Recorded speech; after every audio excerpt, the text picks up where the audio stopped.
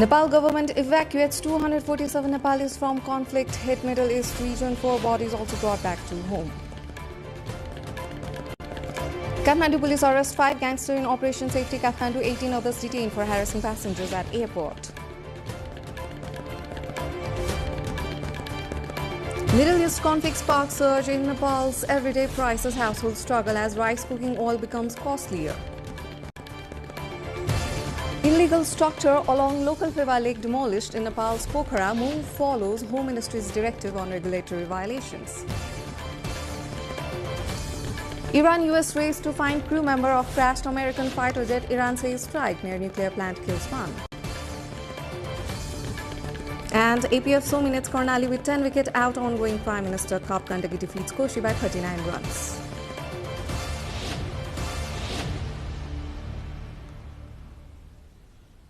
Hello there, I'm Suveksha Rajak and this is NTV World Primetime News. We are coming to you live from Kathmandu at 1900 hours Nepal time. Elsewhere, it's 13:15 in London, 22:15 in Tokyo and just after midnight in Sydney.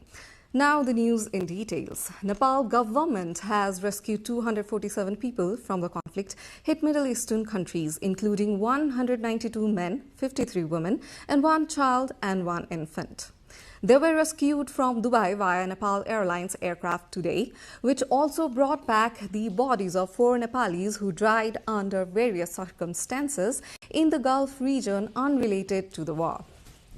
The escalating conflict has put the lives of hundreds of thousands of Nepali workers who live in the region at risk. So far, 1 Nepali has died and 21 injured due to the ongoing conflict, while more than 86,000 Nepalis have registered their details in the online system provided by the Department of Consular Services to monitor and assess for potential rescue or evacuation efforts. The conflict has also put repatriation of the bodies of 38 Nepalis who died from causes unrelated to the war in a limbo due to the disrupted fights. The Kathmandu police has arrested 5 gangsters and goons from different places of the valley by conducting Operation Safety last night. Spokesperson at the District Police Office Kathmandu, SP Pawan Bhattrai, informed that the police conducted Operation Safety Kathmandu last night and arrested Praveen Tamang, known as Dimple, for his alleged involvement in gang activities with the Siam Lama group in Bodha. Similarly, Birju Maharjan, accused of gang activities in Kalanki Bafal area of Kathmandu, Sujan Karki, involved in gang activities around the Kalanki bus ticket counter petrol pump area, Soru Humagai, involved in gang activities in Suchatar area, and Biki Lama, involved in loot and gang activities in Bodha, were arrested. Likewise, 18 persons causing trouble and harassment to the passengers at the airport has also been taken into custody. Nepal's Ministry of Health and Population has directed private medical and dental colleges along with hospitals to strictly implement minimum wage provisions for health workers, including nurses, amid growing concerns over non-compliance. The Policy Planning and Monitoring Division recently issued a circular to the Association of Private Health Institutions of Nepal and the Nepal Medical College Association, urging immediate enforcement of an agreement reached on November 1, 2025 with key stakeholders. The agreement requires private institutions to guarantee minimum wages and basic benefits. However, the ministry acted after receiving multiple complaints that several institutions has failed to comply, exposing gaps in enforcement within Nepal's private healthcare sector. Under the directive, private medical colleges must pay nurses and health workers at least the government of Nepal's 5th level salary, currently set at 34,730 rupees per month, equivalent to about $260 to $265 per month. Similarly, private and community hospitals as well as dental colleges are required to provide at least 80% of this amount, which translates to approximately $210 monthly. Chair of the Rashtriya Swatantra Party, Ravi Lamechhane, holding a meeting with parliamentary party leader of the Rashtriya Prajatantra Party, Gyanendra Shai, today. The meeting held at Lamichhane's residence in Kathmandu dwelt on contemporary political developments, including possible cooperation regarding the post of Deputy Speaker in the House of Representatives parliamentary strategy and future political direction. The talks come after the Rashtriya Swatantra Party successfully elected DP Aryal as Speaker of the House of Representatives. The focus of the discussion was reportedly on how to move forward regarding the Deputy Speaker's position. As the Constitution requires the Speaker and Deputy Speaker to be formed different political parties, the RSP is seen needing support from the parties on the opposition to fill the post. We are going for a short break here. More news coming up. Do stay with us.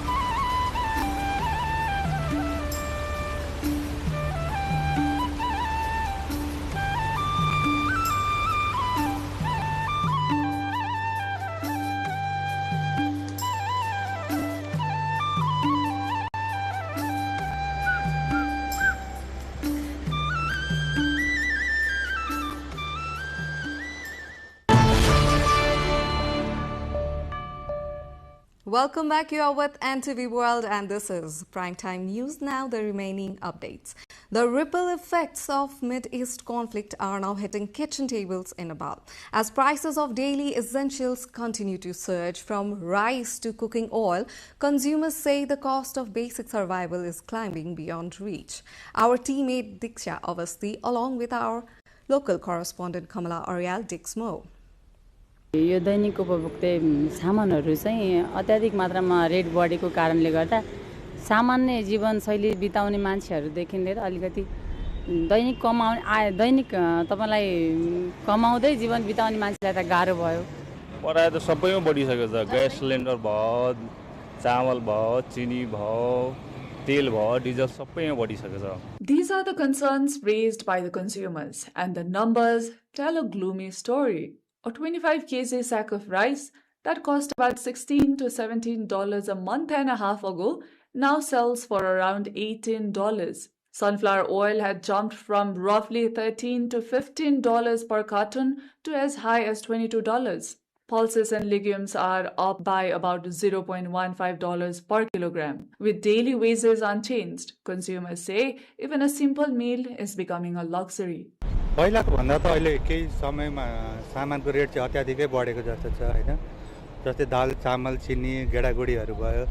पहिला गेडागुडी 100 रुपैयाँ kilo पाइन्थ्यो भने अहिले 120-30 भन्न थालेछन्। Traders say they are caught in a bind. Wholesale prices have risen sharply in just 1 to 2 months, leaving them no choices but to raise retail prices. If they increase prices, customers protest. If they don't, shortages spark complaints. गेडागुडीमा बढेछ हजुर।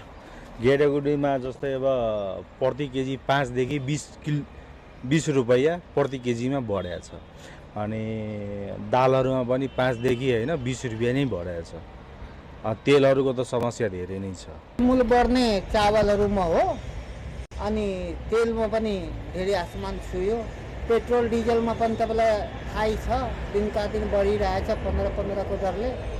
Nepal Rashtra Bank confirms the trend. The inflation rate for food and beverages rose from 2.50% in March to 3.60% in February-March, as increase of 0.26 percent points compared to the same period last year. Economist Dr. Resam Thapa argues that traditional market monitoring has failed. He says the government must urgently adopt AI and digital tools to track prices in real time and stop unfair trade practices before they hurt consumers further. Overall value chain चाहिँ कहाँबाट आउँछ, कसरी आउँछ, कुन अवस्थामा मूल्य बढ्छ, कुन अवस्थामा मूल्य बढ्दैन भन्ने कुराको बारेमा हाम्रा विद्यार्थीहरू, हाम्रा श्रोताहरू अनि हाम्रो युवा वर्ग, त्यसपछि हाम्रो व्यापारी वर्ग, उपभोक्ता वर्गलाई अलि बढी सूचना तपाईहरु मिडिया र हामी एकेडेमीले अलि बढी सम्प्रेषण गर्न पाएको भएदेखि के हुन्छ त भन्दा त्यो मनोवैज्ञानिक कारणले पनि जुन मूल्य बढ्छ र त्यो मनोवैज्ञानिक डरलाई जसरी यो कृत्रिम अभाव सिर्जना गरेर अनि कृत्रिम मूल्य बढाइन्छ त्यो कुराहरु कन्ट्रोल हुन जान्थ्यो। In the past, traders and middlemen have raised prices arbitrarily, citing everything from supply disruptions to global crisis. Authorities claim they are monitoring the situation, but consumers say they remain the hardest hit. As the conflict in Middle East shows no signs of easing, consumers are demanding more than promises. They want strict action against black marketing, artificial shortages, and unjustified price hikes before the next meal becomes out of reach. Pokhara metropolitan city in Nepal has begun a demolition drive targeting structures built with the protected boundary of Pheva Lake, one of the country's top tourist destinations. Authorities started the operation on Saturday from the Khopadi area, symbolically using bulldozers on buildings that fall within a 65-meter buffer zone set by the Supreme Court. The move follows a landmark 2018 court order that declared many lakeside land registrations illegal and called for the removal of encroachments to protect the lake's ecosystem. Officials say the campaign is being carried out in coordination with federal, provincial and local governments. More than 500 private structures and several government buildings are believed to fall within the restricted zone. While conservationists have welcomed the move, local residents are demanding fair compensation for the loss of their properties. The demolition drive marks a significant step in Nepal's long-running effort to preserve Pheva Lake, often described as one of the most scenic lakes in the world. In other update from Pokhara, the impact of Middle East tensions is clearly visible in the country's tourist city, where daily international arrivals have nearly halved compared to previous seasons. Previously, Pokhara recorded hotel occupancy rates of around 65% to 70% during this period. However, the city is currently struggling to reach even 30 to 35%, with a reported 70% spike in cancellations by international visitors.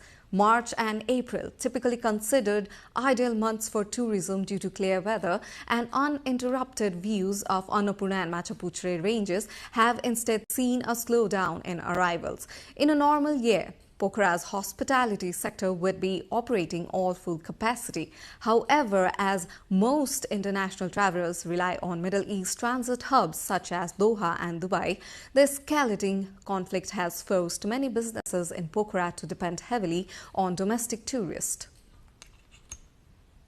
Now in the other news, Musahar community in Basahia, a marginalized settlement in Janakpur Dham, Nepal is facing a deepening crisis as both a land dispute and stalled housing projects have families without secure shelter. Houses initiated under the Janakpur Dham housing program remain incomplete after construction halted midway, forcing residents to finish basic structures themselves and live in makeshift conditions. The project has been delayed due to an ongoing ownership dispute with the Guti Sansthan, which claims the land where the homes are built. Members of the Musahar community, one of Nepal's most disadvantaged groups, say they collectively paid 20,000 rupees each in an attempt to secure the land. But the funds are now held by the district administration office in Dhanusha with no resolution in sight. With authorities yet to address their concerns, residents fear they may be left without both land and housing as their struggle for basic living rights continues unresolved. Women in Pachthar are weaving prosperity. Rising demand for Dhaka fabric and government support have turned this traditional skill into a thriving source of income of hundreds of households. Suveksha Rajak with local correspondent Bijay Bodlavati from Pachthar brings more on this. In Pachthar, one of the districts of Koshi province in the eastern hilly region of Nepal, women are weaving threads of tradition into fabrics of prosperity. The indigenous art of Dhaka weaving, once seen as a cultural practice, has now become a powerful source of household income. From children to elderly women, families across the district are engaged in weaving Dhaka cloth right from their homes. The attraction lies in the high market demand and premium prices that Dhaka fabric commands. यसमा चाहिँ हामीले नयाँ डिजाइनहरु राम्रो राम्रो बुट्टाहरु सिकिरहेका छौं अब यसलाई चाहिँ हामीले आफ्नो घरमा गएर सिकाउन साथसाथै व्यावसायिक रूपमा पनि यसो अघि बढाउन सकिन्छ कि भन्ने आश छ. As a result, hundreds of households are sustaining themselves and improving their livelihoods through this craft. Local governments have stepped forward to support this growing profession. They are providing weaving looms, training programs, and financial incentives to ensure that women can turn their skills into sustainable industries. Representatives say the initiatives are not only preserving cultural heritage but also fueling rural economic growth. यो मौलिक पहिचान चाहिँ हाम्रो अग्रज आमा दिदी बहिनीहरू जो आदिवासी जनजातिको आमा दिदी बहिनी हुनुहुन्थ्यो उहाँहरू परापूर्वकदेखि नै ढाका खाडी लुगाहरू आफै तान लगाएर बनाएर आउनु भएको व्यवसाय गर्नु भएको त्यसलाई मौलिक पहिचानको रूपमा पनि राख्नुपर्छ र यसलाई संस्कृतिको रूपमा जगेर्ना पनि गर्नुपर्छ भन्ने हाम्रो उद्देश्य हो र यसलाई सँगसँगै आम्दानीको स्रोत पनि बनाउने व्यवसाय पनि बनाउने उद्यमी पनि बनाउने हाम्रो सोचका साथ यो काम हामीले अगाडि बढाएका छौं. Entrepreneurs confirm that Dhaka cloth is fetching high value in the market and the skills of women artisans are being recognized accordingly. According to Dhaka businesswoman Bimala Nemang, more than 200 women are currently engaged in large-scale production, supported by over a dozen weaving industries operating in Pashupatinath. एकदम धेरै महँगो भनेर चाहिँ ढाका भन्ने गरिन्छ तर अहिले धेरै बजारको मार्केट एकदम धेरै बढिरहेको कारणले गर्दाखेरि ढाका खपत भएको छ. This surge in Dhaka weaving is more than just an economic activity. It is a credible example of women's resilience, creativity and contribution to local development. As Pashtun's women continue to weave, they are not only preserving tradition but also driving economic transformation in their communities. International news coming up next after this short break.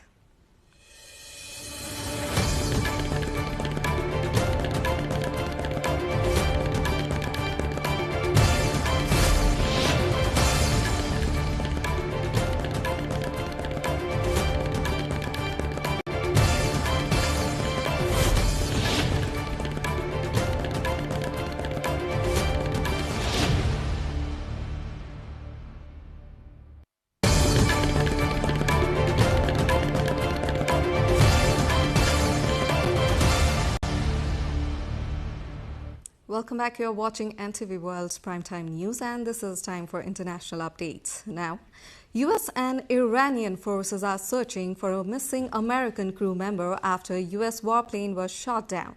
The missing airman, a weapons systems officer, was aboard a US F-15 fighter jet that was downed in southern Iran. It's not known what has happened to the missing crew member. A pilot who was also on board has been rescued. According to US media report, Iranian security forces are searching the region for the airman. Officials in the country are urging citizens to find them alive and are offering rewards for their capture. According to state media says, Iran says it has shot down a second American warplane over the Gulf. US media reports an A-10 Warhawk was shot at during the mission to find the first downed aircraft. The pilot reportedly ejected over the Gulf and has been rescued. Elsewhere, Iran says the area around the Bushehr nuclear power plant has been attacked with one person killed. The global aviation industry is confronting a jet fuel crisis due to rising costs triggered by the ongoing Middle East conflict, with some forced to raise their air ticket prices to cushion the impact. Leading Chinese carriers, including Air China and China's Southern Airlines, have announced that fuel surcharges for domestic routes will be raised starting April 5. Air New Zealand has raised all fares and suspended its full-year profit guidance just weeks after issuing it, as the escalations of the conflict in the Middle East drives unprecedented volatility in global energy markets. China's Hong Kong-based carrier Cathay Pacific has increased surcharges by 34%. American Airlines expects an additional $400 million in cost for the first quarter. The ongoing Middle East conflict has triggered a shortage of liquefied petroleum gas globally because of reduction of sea traffic through the key oil shipping route of the Strait of Hormuz. Sri Lanka is struggling to prevent a repeat of its spectacular economic collapse 4 years ago, as the prolonged Middle East war compounds the fallout from a deadly cyclone in November. President Anura Kumara Dissanayake has rationalized fuel, raised its price by a third and increased electricity cost by up to 40% since the war began disrupting global energy supplies. The government has also sought emergency loans from international creditors to stabilize foreign reserves and prevent a full-blown currency crisis. It is warned that without swift reforms, Sri Lanka risks another wave of inflation and social unrest similar to 2022. Now in the other news, Ukraine's President Volodymyr Zelensky arrived in Istanbul for high-level security talks with his Turkish counterpart Recep Tayyip Erdogan, as both leaders seek to strengthen regional cooperation. Zelensky said the discussions would focus on enhancing partnership efforts to protect lives and promote stability across Europe and Middle East. The visit comes amid ongoing security challenge in the region, with both sides emphasizing the importance of coordinated action. Meanwhile, Russian air attacks on northern Ukraine over the past 24 hours have killed at least 4 people and injured 11 others, according to Oleh Syniehubov, Kharkiv's regional governor. Syniehubov said on Saturday that the attacks targeted the city of Kharkiv and 11 other towns and villages. Also in northeastern Ukraine, at least 11 people, including a child, were injured after a Russian drone struck a building in the region of Sumy in an overnight attack. An earthquake in Afghanistan has killed 8 members of the same family when their home collapsed in the Ghosfan Dara area of Kabul province. The 5.8 magnitude quake struck at 8:42 p.m. local time on Friday at a depth of 186 kilometers. The U.S. Geological Survey (USGS) said the epicenter was in the northeastern province of Badakhshan. There were no immediate reports of injuries or damage in areas closer to the epicenter. Strong tremors were felt in multiple parts of Afghanistan, including Kabul and the Indian capital, New Delhi. 2 more updates, but before that, let's have a short break.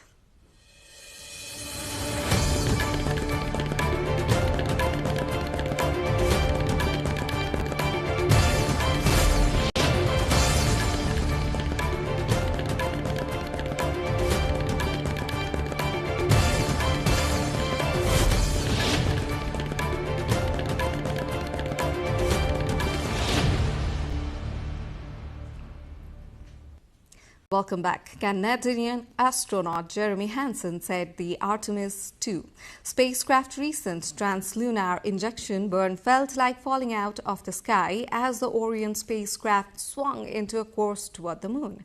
Hansen said in a video call with Canadian television, describing the experience as a major milestone in the crewed Artemis mission.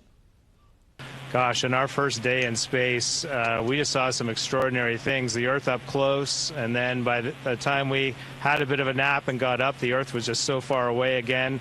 And then to come in for that translunar injection, we came all the way back to Earth again. We were out there at 60,000 kilometers. We came back to within 200 kilometers of the planet. And it just felt like we were falling out of the sky back to Earth. And I said to Reed, it feels like we're going to hit it. It's amazing that we're actually going to go around and miss this thing. It was just so close. And so to take all of that in was really phenomenal. Hundreds of visitors attended the Yeongdeungpo Uido Spring Flower Festival on Friday as cherry blossoms reached full bloom in the South Korean capital. The festival, one of Seoul's major annual events, draws crowds eager to witness the iconic pink blooms. Authorities have set up safety measures and crowd management protocols to ensure a smooth experience for attendees during peak bloom. The festival continues throughout the week, offering cultural performances, food stalls, and public viewing areas for both locals and tourists. Across the globe, Christians observed Good Friday with parades, reenactments, and solemn processions from Seoul and Manila to Gaza, Jerusalem, and South Sudan, marking Jesus' crucifixion amid ongoing conflicts and security restrictions. South Koreans marched with costumes during a parade held at Gwanghwamun Square in Seoul. Inmates at Honduras' Tamara Penitentiary Center commemorated Good Friday with live reenactments of Christ's suffering at the Station of the Cross and the creation of colorful sawdust carpets depicting the crucifixion. People at a church in Gaza attended Good Friday service, which the territory is still under a fragile ceasefire. Pope Leo XIV led his first liturgy of the Lord's Passion Good Friday service at St. Peter's Basilica since taking over as head of the Catholic Church last May. Thousands of Christians filled the streets of the capital in solemn marches, reenacting Jesus' crucifixion to observe Good Friday while praying for peace in South Sudan. Thousands of Filipinos and tourists flock to a sun-bleached field north of Manila to witness one of the country's most blood-soaked displays of religious fervor, underrated by rising fuel prices driven by the war in the Middle East. A handful of Franciscan friars and the custodians of the Holy Land performed a procession along the Via Dolorosa, Path of Sorrow, in Jerusalem's Old City. The route Christians believe Jesus walked while carrying his cross before being crucified.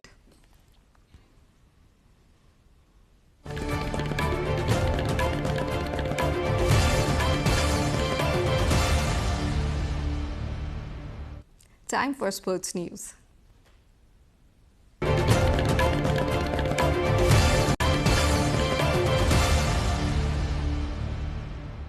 Armed Police Force Club secured a dominant 10-wicket victory over Karnali Province in today's PM Cup cricket tournament. Highlighting a one-sided contest, Karnali was bowled out for just 107 after falling to build any significant partnerships in the match held at Janakpur. In response, Armed Police chased down the target of 108 comfortably, reaching it in 12 overs without losing a wicket. Gandaki Province registered a 39-run victory over Koshi Province in the Men's PM Cup. Batting first, Gandaki scored 227 runs with loss of 7 wickets through steady partnerships. In reply, Koshi managed 188 runs with loss of 9 wickets, falling short despite a decent start at Gandaki's bowlers maintained control. At least one person has died and 47 others were injured following a chaotic incident at Alejandro Villanueva Stadium in Peru's capital. Authorities confirmed, raising fresh concerns over crowd safety at major sporting events.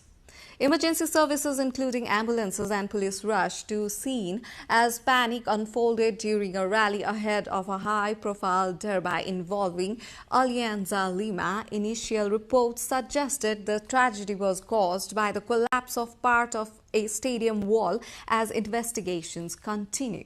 However, the club later rejected that claim, stating the incident was not due to structural failure, leaving the exact cause unclear.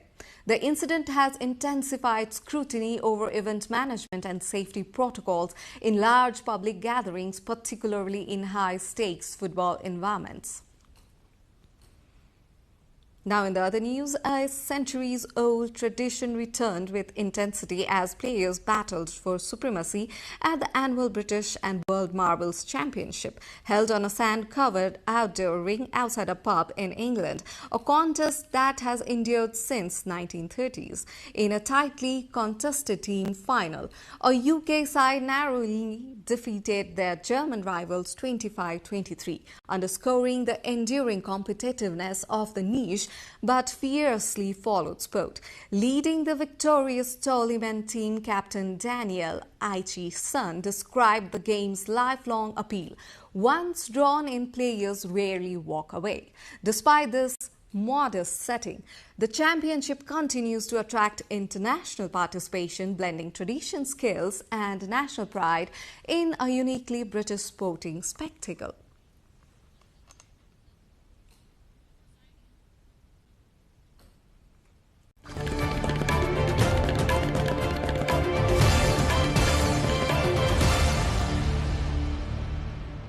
And before we sign out, here are the reminder of our top stories. Nepal government evacuates 247 Nepalis from conflict-hit Middle East region. 4 bodies also brought back to home. Kathmandu police arrests 5 gangsters in Operation Safety Kathmandu. 18 others detained for harassing passengers at airport. Middle East conflict sparked surge in Nepal's everyday prices. Households struggle as rice cooking oil becomes costlier. Illegal structures along local Pheva Lake demolished in Nepal's Pokhara. Move follows the Home Minister's directive on regulatory violations. Iran-US race to find crew member of crashed American fighter jet. Iran says strike near nuclear plant kills 1. And APF dominates Karnali with 10 wicket out in ongoing Prime Minister Cup. Gandaki defeats Koshi by 39 runs.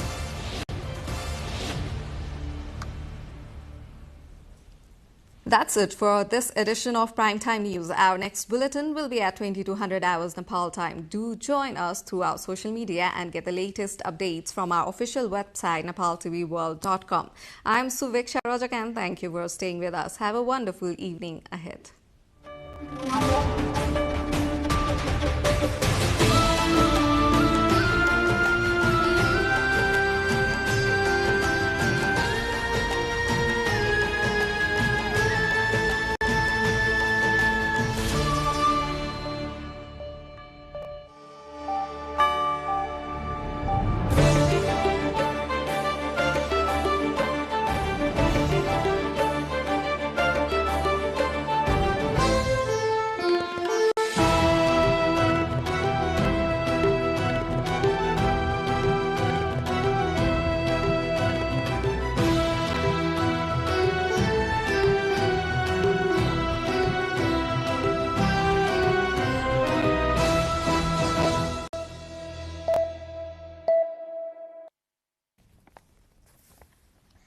Welcome to the studios of NTV World in Kathmandu, Public Service Broadcasting PSB Nepal's new initiative to make Nepal more visible and audible to the global audience.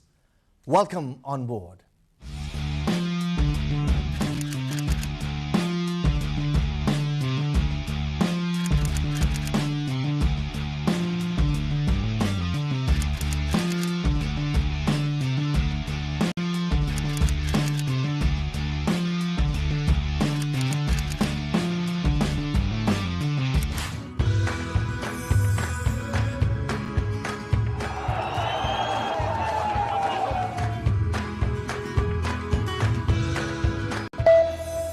This is NTV World, facts that speak, insights that matter.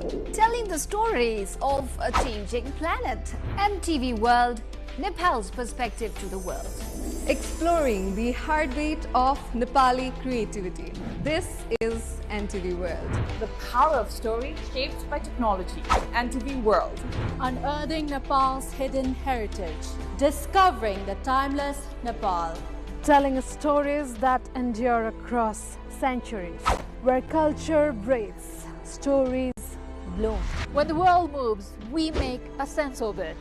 NTV World. Taste of Nepal. Every recipe, every flavor tells the story. Journalism in the digital age. Fast, focused, verified. Stories hold power. Stories reflecting life. Stories of the hinterlands. Reporting for NTV World. This is NTV World. Welcome to News Hour. This is NTV World. Welcome to Primetime News. One story at a time. Crossing borders, connecting voices, where Nepal meets the world in dialogue. This is NTV World, Nepal's perspective to the world. Voices that connect Nepal to the world, bringing perspective, region and relevance to every story. NTV World, Nepal's perspective to the world. Stand by. Mic is on. 3, 2, 1, cue. We are NTV World.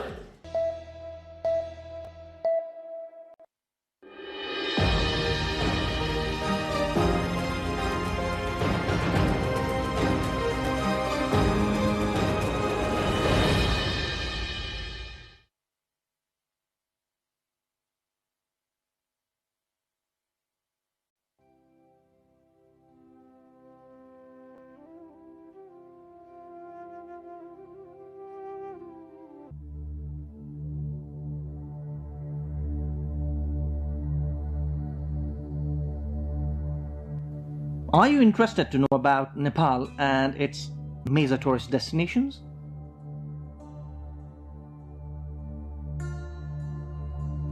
Do you want to see some of the best destinations in Nepal? Are you the one who enjoys nature, culture and adventure? If yes is the answer, then come with us. We are introducing you to the tourism heaven of Nepal, the Gandaki province, and the exotic destinations.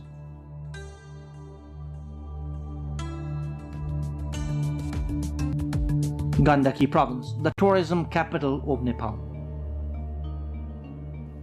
Gandaki province is very rich with natural diversity and tourism potential.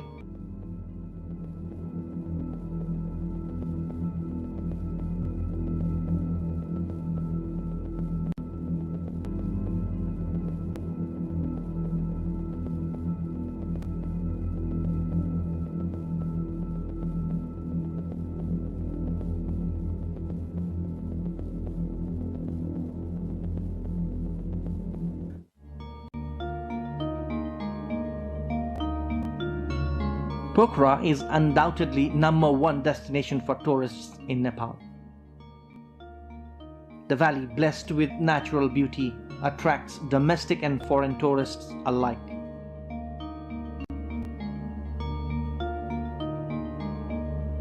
You must have already visited Pokhara. If you haven't or planning another trip, then these are some of the must-go places in Pokhara. The first attraction in Pokhara is the Feva Lake.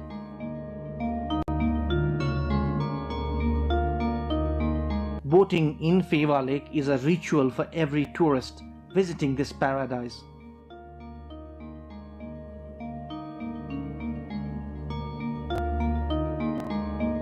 The Tal Barahi temple at the center of the lake adds to the beauty of the place.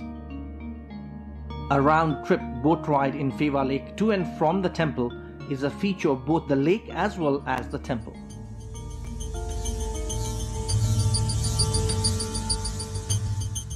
Separate boat ride, watching the reflection of Mount Machapuchre on the lake and fishing spice up the Feva experience.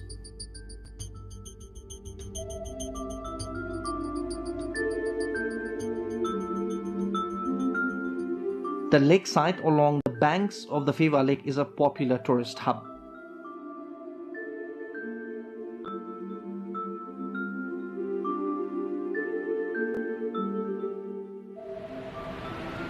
Many tourists in Pokhara choose Devi's Fall as their second destination in Pokhara. The water from Feva Lake exits towards Seti River through the Gupteshwar cave from this Devi's Fall. The mighty water stream rushing deep down into the gorge, covered by water vapor, is a magical sight.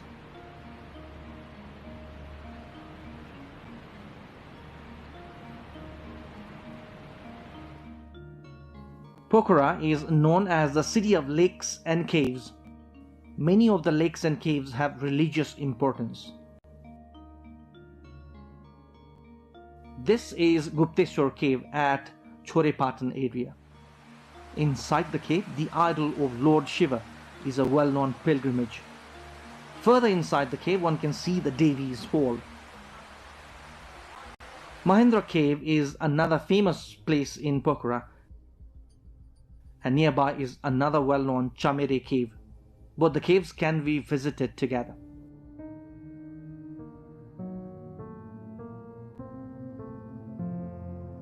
Two other well-known tourist destinations in Pokhara are Begnas and Rupa lakes.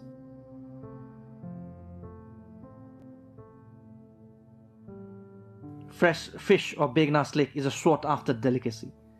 Rupa Lake is just round the corner beyond a small hill towards the eastern edge of Begnas Lake. Away from the hustle and bustle of the town, Begnas and Rupa Lakes cannot be taken out of a tourist's itinerary.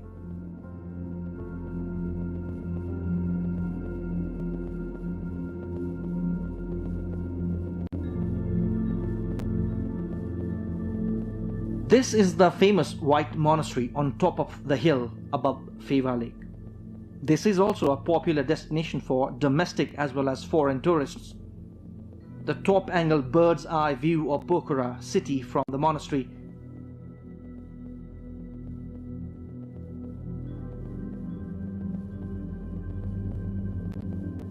is a sight to behold.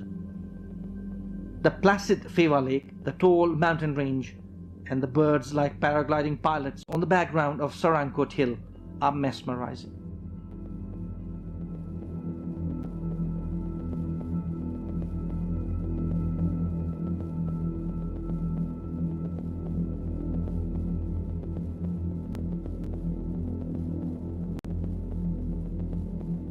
The Bindabasini temple in Pokhara is a famous shrine in Nepal. The best route to visit the temple is on the way to Sarankot.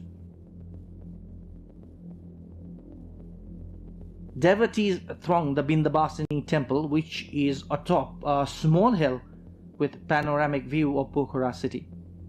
The Bindabasini temple is famous among the Hindus across the country.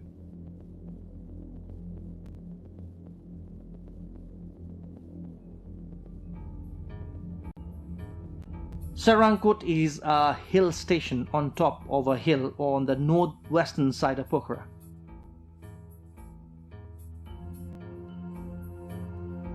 A must-go place to see the majestic Mount Machapuchre and Mount Dhaulagiri in the Annapurna range in front of the eyes, and also the Pokhara and Leknath cities on the other side.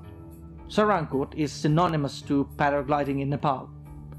Taking off from the Sarankot hill, one can enjoy the panoramic mountain range in addition to the bird's eye view of Pokhara city. Ultralight and zip flyer offer a thrill to adventure seekers in Pokhara and are becoming major interests for tourists. Other places, including Swarak in Sangja, have the potential to be world's best place for paragliding. First time in Nepal, Paragliding Accuracy World Cup was held at this place, situated at Mahapur of Virkot municipality of the district. The place drew global attention after the event. Pokhara, famous tourism destination of the country. Majority of locals engaged in tourism industry. The city of lakes and caves, hub of aviation sports. Some major destinations: Lakeside, Feva Lake and Tal Barahi Temple, Begnas and Rupa Lakes, Mahendra Gufa.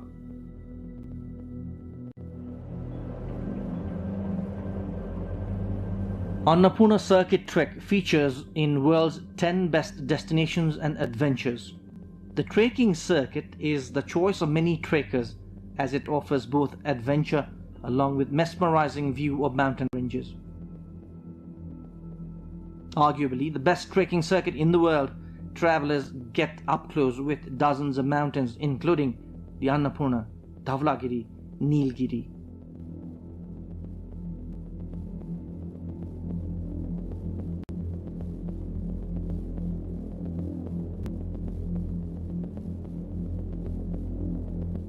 Annapurna circuit ideally is a 14-day trek. The circuit passes through Lamjung, Manang, Mustang and Myagdi district, including Thorangla Pass as the highest point.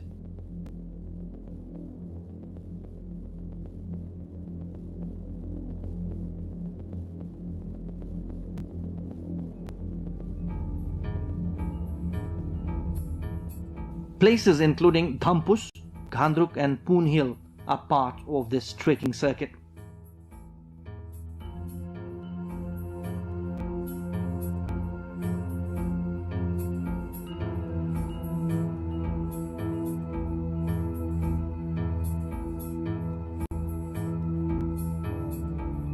The revered Muktinath shrine is also part of the circuit.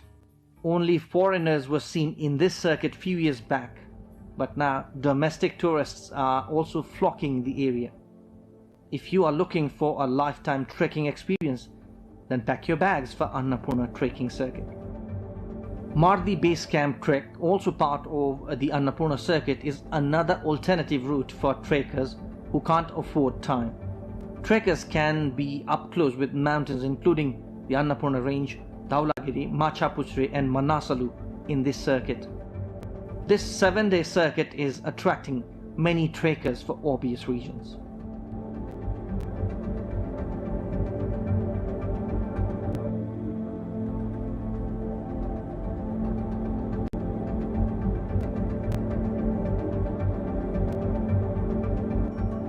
Another famous trekking route in Gandaki province is Manasalu circuit.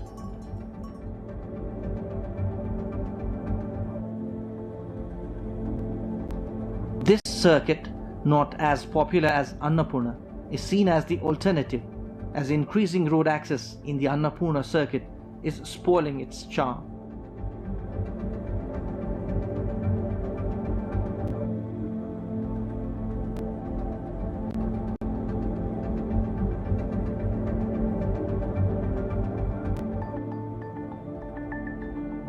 Not just for adventure and natural beauty, Gandaki province is also popular for religious tourism.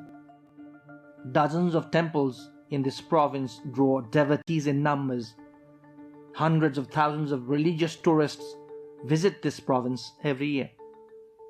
These sites are important for domestic tourism.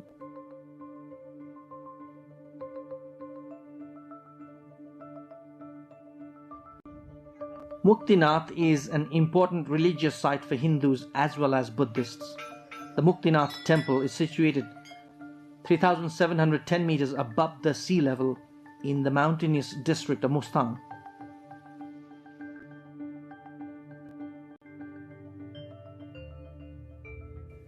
For Hindus, this area is Mukti Kshetra and Buddhists call it Chuming Gyatsa in Tibetan language. The religious site is famous for Saligram, revered as the manifestation of Lord Vishnu.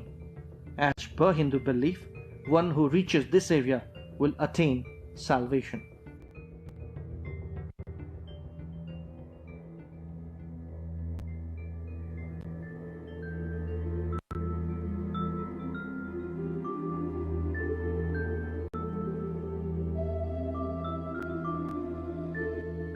The Manakamana temple at Gorkha district is another very famous shrine for deity Manakamana. Literally means the deity who fulfills one's wishes.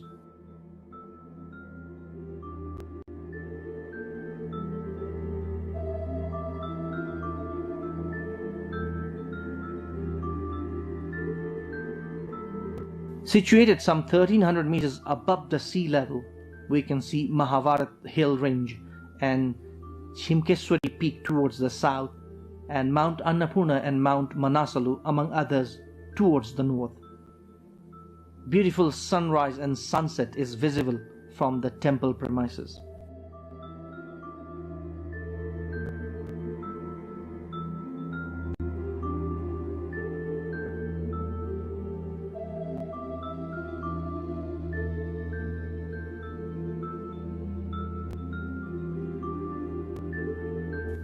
Famously known as the Haridwar of Nepal, Triveni Dham is a historical and archaeological religious site for Hindus.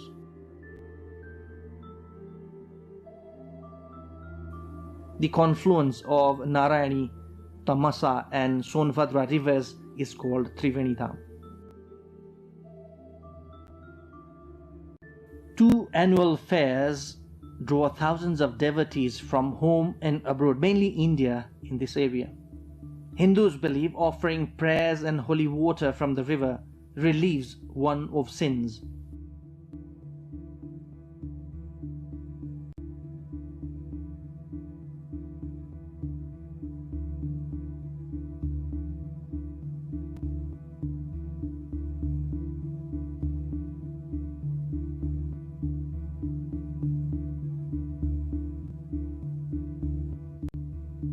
The mountainous district of Mustang features in world's top 10 tourist destinations.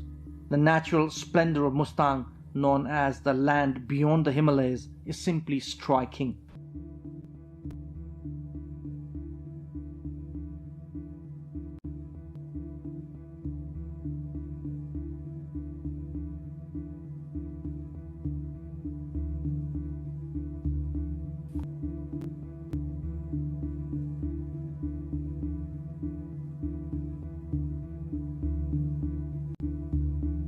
Domestic tourists, along with tourists from SAARC countries and others, arrive here every year. Jomsom Bazar, Kagbeni and Lomangthang are some of the places we can see in Mustang.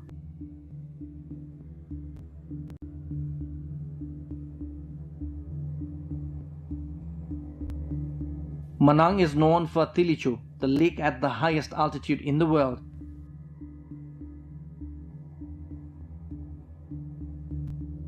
Foreign tourists who arrive here are spellbound by the tall peaks, the suspension bridge at the 5th highest place in the world, and of course, the highest in South Asia, apple farms, and the warmth of the Manangi people.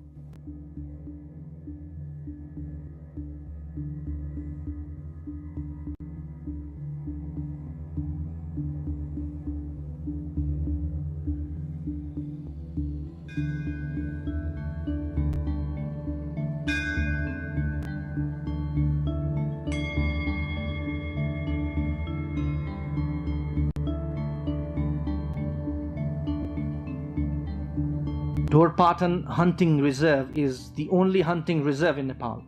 Established in 1987, it covers an area of 1325 square kilometers in the Dhaulagiri of western Nepal, spreading across Rukum, Magdi and Baglung districts. For those interested in gaming or hunting, this is the only destination. This area is the entry point of the Gorilla Trail, a day-long bus ride from Kathmandu to Burtibang or Baglung and a day's walk from there to Dhorpatan. Gandaki province is also the capital of homestay. The most famous and popular homestays are in this province. Nepal's first ever homestay, Sirubari homestay, is also in this province. Tourists flock this homestay in Sanja to experience the local culture and lifestyle.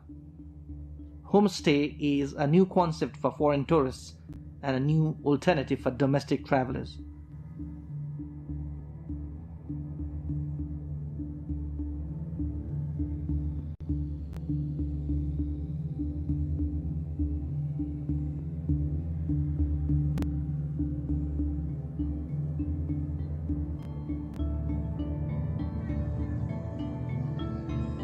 The Ghalegaon in Lamjung is also famous for its homestay. Ghalegaon is an ancient, almost 700 years old civilization and also called the model village of SAARC. The main source of income for Ghalegaon dwellers is tourism. Lamjung district has the most number of homestays in Gandaki province. Kaulepani, Purankot and Bhujung homestays are some of the other well-known destinations in Lamjung. Homestays are popular because they not only provide accommodation and food at an affordable cost, but also give an opportunity to experience the rural life and culture.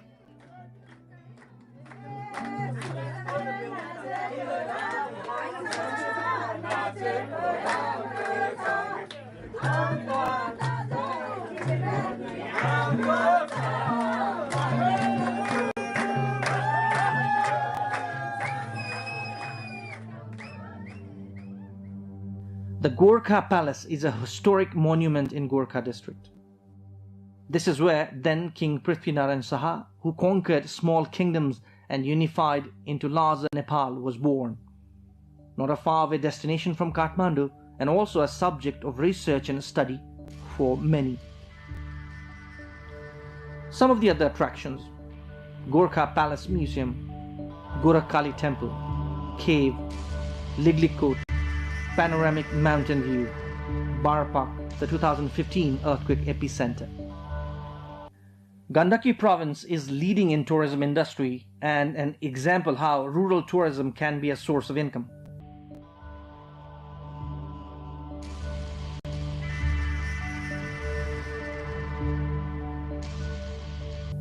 Bandipur is one such place where domestic as well as foreign tourists are seen round the calendar. Panchase is another such beautiful place along the border of Kaski, Sangja and Parvat districts. Panchase is known for its biodiversity and a model for rural tourism. Tourists who want to experience rural life in Nepal choose this place. Gandaki province offers something for tourists of all interests.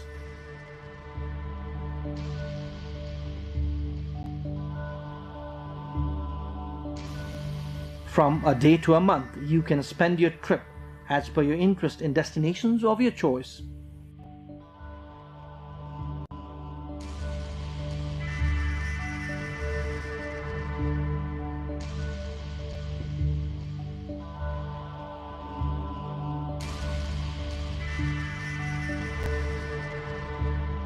Availability of air service and road connection to almost all destinations makes it much easier for travelers to choose this province before others. Adequate hotels and homestays, restaurants and eateries are ready to cater to travelers of varying need and interest.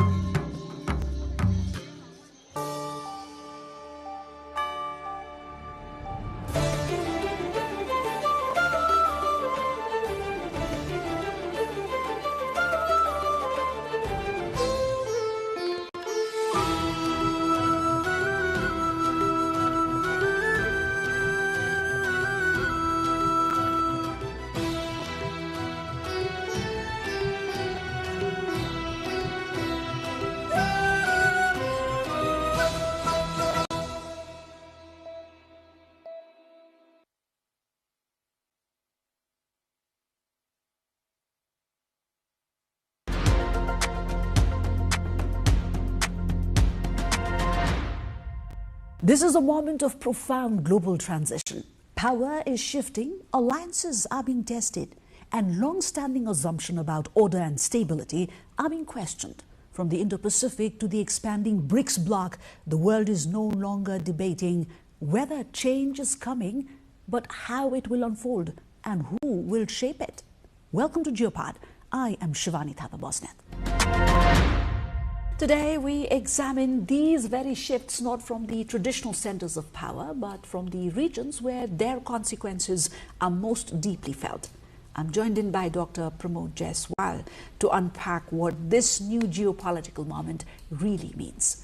Welcome to Geopod, Dr. Jaiswal. Thank you. Let's dive in directly, Dr. Jaiswal. We are currently living at one of the most consequential shifts in global power in decades, right? It's a moment where old rules are being tested and new ones are still very, very unclear. So the Indo-Pacific is being advanced as a strategy to protect this stability and rules. At the same time, there is BRICS, which is expanding rapidly, presenting itself as an alternative voice for countries that feel excluded from that order. Now, let me begin with this. Is this moment a genuine correction in global power, or the start of a more fragmented and unstable world shaped by rival blocs? I think I'd look at it as a time for transition. The multipolar world is in the process of formation. We have been living on a unipolar world where US was the dominant power for almost 50, 60 years or even 70 years. And unlike in the past, like when there was World War II, then there was US emergence. So US did not have to struggle with the other power, existing power, to emerge as a power.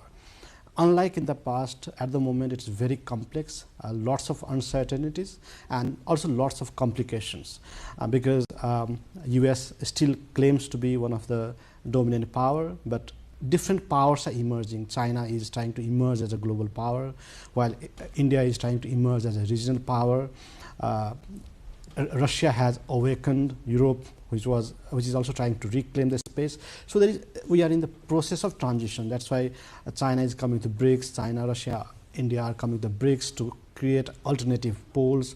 But we should also not sideline that after Russia-Ukraine war, again Europe is reviving, Russia is emerging. So we are in the process of transition. I don't think that we have already achieved a multipolar world. One can also question that, will we really achieve a multipolar world? That can also be questioned. But let me put you in the perspective that there are few incidents that have really brought decline of US. I think there are three volcanoes in the US history. The first was 9/11. Before 9/11, Americans used to live in a paradise where they used to think that we are unchallenged, no one can touch us, Russia or China or even Russia-China combined cannot affect us. On the one side we have Pacific, other we have Atlantic, so there are only fishes, we don't have complicated neighbors who can really challenge them. So they were in a paradise. But one fine morning, which was not so fine for the American, person, bearded, attacked US, unlike never in the history we have seen such incident. And that was the greatest shock for Americans. First, why did a person whom we don't even know attack us? Where is this Afghanistan on the globe? What harm we have done to them? These were really serious questions, because they were only looking at North Korea, Iran, Russia, China as a competitor who can really challenge them. But even they did not have the capacity to even harm American bases or American army. But it happened, and that was the biggest shock. So it was like on the psyche of American, that was one end of American era.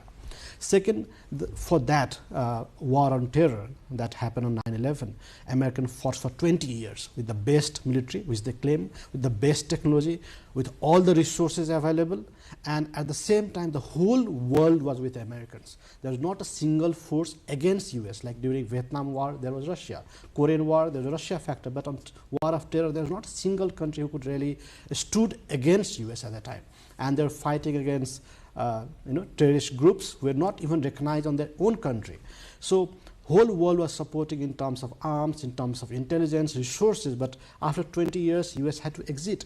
That was the second attack on the US psyche, that we have the best military with the best intelligence, best technology, best trend and everything, best alliances. Third was, and in the whole process when they were fighting in Afghanistan, China just had 2 warships, and very short time China expanded in such a way that China got highest number of warships of all the warships of the world combined. When China had 2, US had 150 plus warships. So in 7-8 years there was a massive rise of China militarily. So militarily also there was a setback on US. The last was dollar, which is still US claims to be the richest country in the world with a dollar as a dominant, and that is where China and other countries are hitting on. BRICS currency or BRICS framework, all these are challenged on the last, you can say, hope that US still have to claim as the largest power, as a major power. And that is where we are stuck. Tariffs, all that you see at the moment is in that process. So I think we are in the process of transition from a unipolar to the multipolar world. Again, there are differences among the countries. Well, India wants to have a multipolar world, but also multipolar Asia, because India wants to claim one of the poles of Asia. China wants multipolar world, unipolar Asia, because China wants to be the sole power in whole Asia. Europe again has their own way of looking at the poles of global order. So I think all these complexities are in the process, and I think we are in the process of transition. So you mean to say it's been a gradual build-up for over the past 2 decades now? Yes, and it might take another 2 decades. Right. It's still already, I mean, like still in the process of taking shape. That's true. And nations are creating or setting their positions at the moment, right? So what happens, but still at this particular point of time, we really see the shift has been quicker compared to how it was, a decade ago, or maybe how it would be a decade after. So Dr. Jaiswal, just shed some light on my curiosity, like when power shifts this quickly, when things shape this quickly, right, to a layman like us, who tends to miscalculate first, the rising powers, or is it the established ones who are struggling to adapt? I think the existing power, the one who have been a dominant power, tend to make mistakes because they fail to understand the emergence of new power. The confidence that exists in the emerging power is the one that forced them to make mistakes. On the contrary, the emerging power sometimes lacks confidence. I'll give you one example in the case of China. On many issues, China is emerging, they are dominant, but sometimes they are not so confident. That's why I've seen in the past that when they have to negotiate with US, when they have to talk with US, they try to drag Russia on the global table because they're not so confident. So they want other power to sit with them so that when they communicate, Russia can take care of some aspect of that. So that's lack of confidence makes them not to make mistakes. Now, is today's disorder, Dr. Jaiswal, the result of Western decline or Western rigidity? It's both, but I think more of a Western decline. There's a decline of West, where the West has not really acknowledged, and that is what comes to rigidity. Look at the technological advancement. Apart from US, Europe has not spent more on research and development in recent times. There is a decline in population, decline in market, and even the geopolitics has shifted to other parts that has forced them to be in a stale mode. You have seen Europe is no longer Europe is no longer attracted as a market, as an investment or a research centers. US has still maintained that. So I think it's more of a decline of of the West. But second would be rigidity, that when all these things are happening, Europe has not been able to come forward and deal with those. I mean, look at the immigration control systems, or even US. At the time where US economy is not doing good, where they have to invest more on resources on research and development, they are trying to bring certain issues that really will put best mind out of US. So I think same we have seen in Europe. The decline of Europe was that they could not attract the great minds of the world. At one point of time, Europe was the center of all those. So I think it is more of a rigidity in recent times.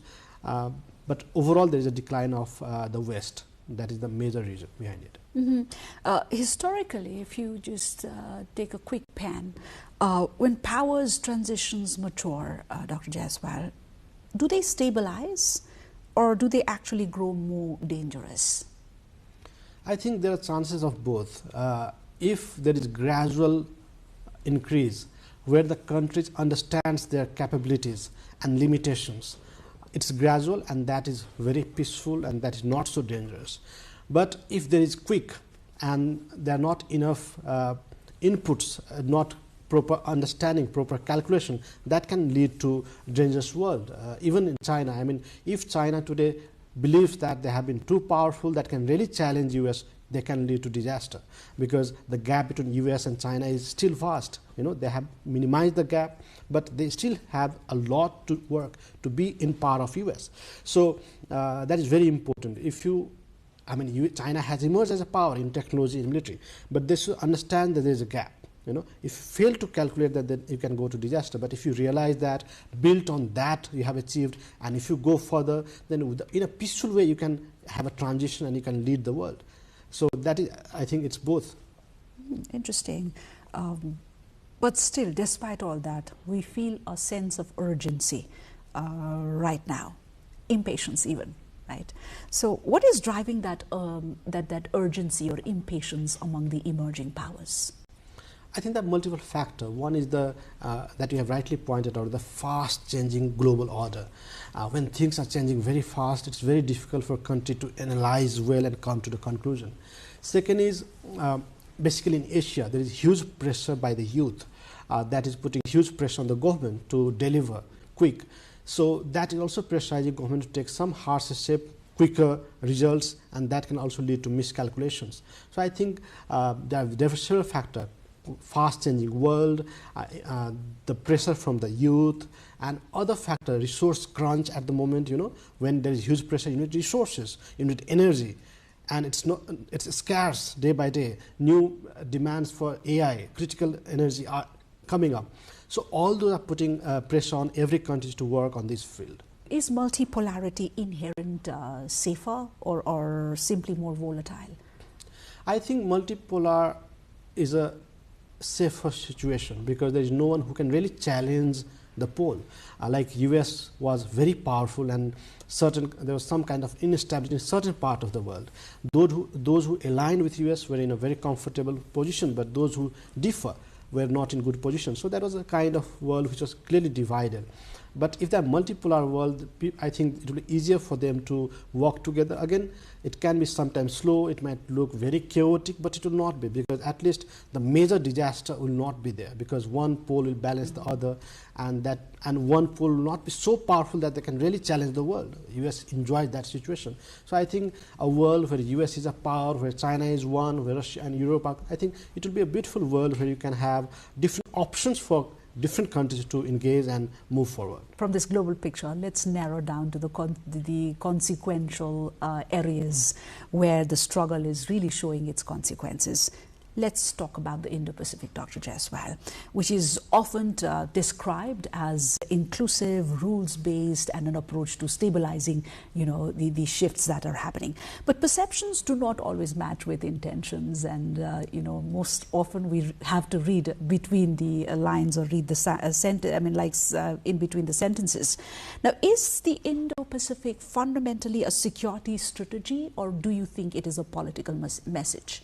I'm a realist, so for me it's a strategic, because the emergence of Indo-Pacific has roots that goes to China. As I said, when US was involved in Afghanistan, where they had to exit later, and China was the factor, they realized that China has emerged as a power that can really challenge US in future. And that is the major factor. Today, Chinese are very proud to claim that they have the world's best modern navy, and that is where the threat comes from. And the complicated part of China, South China Sea, is very complicated. Again, Indo-Pacific is huge resources.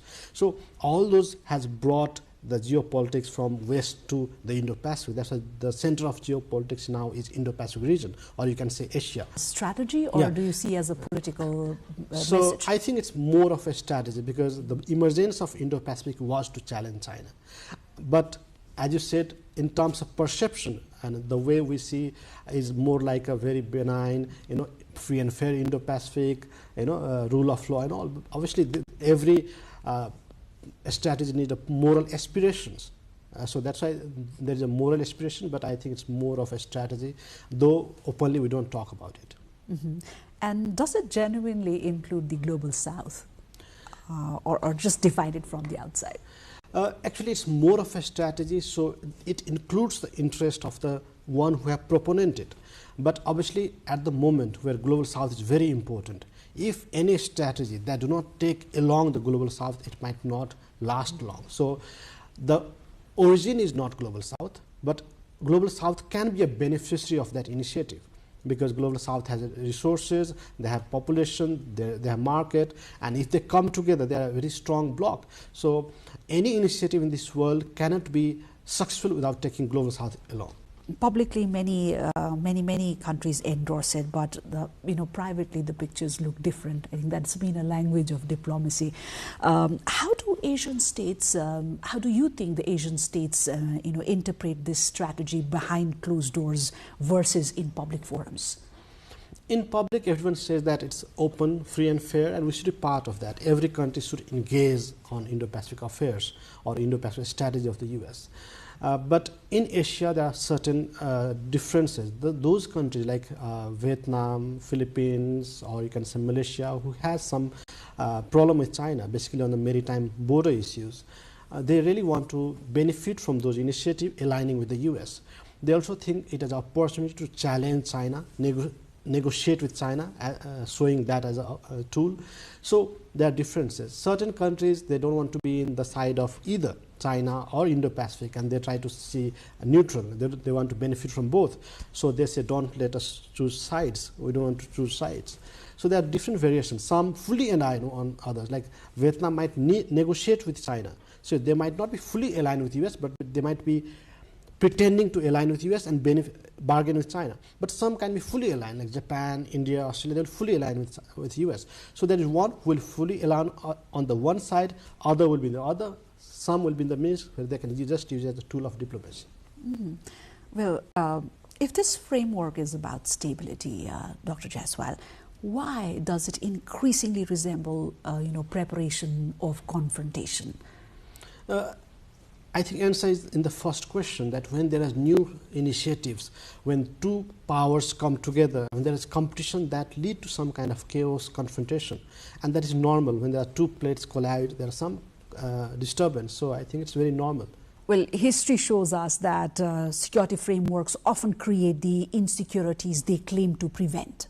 At the same time, another grouping is gaining momentum, louder, broader, and more assertive. You know what I'm talking about. Why is BRICS expanding now, Dr. Jaiswal, and why do you think, what urgency is it responding to? Actually, every initiative or the instrument, or you can say institutions that exist in this world are basically created by the dominant group, or you can say the powers. So United Nations and all the institutions that are existing at the moment was created by Western blocs, and they were the beneficiary. So certain countries, when they emerge, they realize that those institutions, they also need to have those institutions, because the existing institutions are not serving their interest, or they are not serving the interest of the powerless. I will give you an example. United Nations, everyone is equal in UN, right? And who need UN? The poor countries, the weak countries, the small countries, right? But who has the veto? The most powerful countries. Do they really need veto? They have nuclear bombs. But Nepal should have veto, because if anything goes against, we should have the capacity to use it. But the most powerful, the nuclear countries, have veto. So the world is not fair. International system is not equal the way we see. So that's why I think these global south or new emerging powers realize that they should also have a kind of system where they can dominate the world. Second is that they realize that the institutions that they benefit are the powerful, so they should create that. So there are economic, political, security needs behind that. They want to create a bloc where they can economically benefit, where they can politically benefit. I mean, do you believe this expansion increases BRICS' influence or dilute its coherence? I think it has expanded in recent times, and it has increased its importance, because BRICS has come with new initiatives that are giving more space to certain countries, which Western-led warlord has failed to do that. BRICS is more acceptable in Global South compared to the existing initiative, and if they had delivered, these BRICS would not have even emerged. So now China and other countries want to dominate the world through their currency, have their own economic system, and go on a global level and bargain for themselves. So there are new opportunities, and I think they will bring them together in days to come. Dr. Jaiswal, because size can certainly project strength, as you've been saying, but it can also expose contradiction, right? Is BRICS building of a genuine alternative system, or is it primarily signaling just, the resistance to the existing ones? It's too early to predict, because the way it has progressed, one can hope for that it can emerge as an alternative. But again, the Western world order might also reform themselves, and they might create a space for which is more inclusive for Global South. So it's too challenging to state, but the way they have moved forward, I think they are emerging and moving in that direction. Much of this competition is being fought rhetorically over the Global South, but not always shaped by it. Are Global South countries actively shaping this order, or just being pulled into it? No, they do. They are shaping global order. Look at Indonesia, look at Brazil, Latin America, and all those Africa. They're emerging as a power. Because these countries, the resources are still not utilized. They have huge population, they have market, and new minds are coming in these countries. And there is also need for, it's easy for them to come together compared to the historical past. I mean, Africa would be more comfortable engaging with Asian powers than with Europe and the West because of their past. China would be more comfortable engage with Asian powers. India would not like to leave the space that exists in Latin America, Africa, and Southeast Asia. So I think there is an opportunity for Global South to come together. Second, the world has become more open in recent times, where people's pressure, the pressure from the individuals are very high, which will force them to take decisions in their favor. So I think in the past, the power, they should engage with the states and they were able to rule. But now the role of people is very important. So I think it's people-driven initiatives will be more powerful in days to come. So do regional states see opportunity in this competition, or do they see pressure? There is pressure on small states, especially if they are not able to manage the power. It's a pressure. But sometimes if I'm able to manage the power, it's an opportunity. For example, if Nepal has the option of BRICS or other initiative, you can bargain that, oh, BRICS is offering this. Why? If you can offer me better, I'm with you. So it's also an opportunity sometimes to bargain. I'll give one example. In Nepal, India was a traditional partner. Western were there. The rise of China has allowed them to become more active. Now India is very assertive. Otherwise they, oh, it's my own friend, don't need to worry. And because of China, it's everywhere. People are now worried about Africa because now Chinese are in Africa. So now Europeans say, oh, it's a big market, we are losing, we should compete with Chinese. So when China has emerged as a power, it has led to competition. And the countries have option or opportunity to bargain. So I think it's a good... For small states, geopolitics certainly is less about, grand strategy and more about managing vulnerability. So for smaller states like Nepal, navigating the Indo-Pacific discourse on one hand and BRICS-led alternatives on the other hand, where does this, where does choice end and constraint begin? Theoretically, we'll say that, oh, we should have a balanced relation with everyone, and many of us make mistakes here. Some people say Nepal should have equidistant policy, and I'm against that. Nepal cannot have an equidistant policy with China and India. We have 3 doors on one side. You have a neighbor with whom you have 3 doors, and you have a neighbor with 1 door. You will have better relation with neighbor with 3 doors because there are more opportunities. If you have to run under crisis, you'll run through 3 doors, not the other door.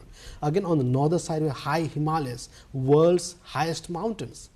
And we have not able to overcome that. We don't have railway and all those that can really pass through Tibet plateaus and lead us to Beijing. So I think that is one. Second is that we also claim that, oh, we should have balanced relations with all the neighbors, like China is opportunity. Yes, we have. But the global system is very complicated, and the world's international system is very harsh. There are no one give you free lunches. So in that situation, I have come with an Indo-Pacific outlook for Nepal. One can say that, oh, we should not ignore China. That's right. But look at our political relations. We had ties with British in 1816.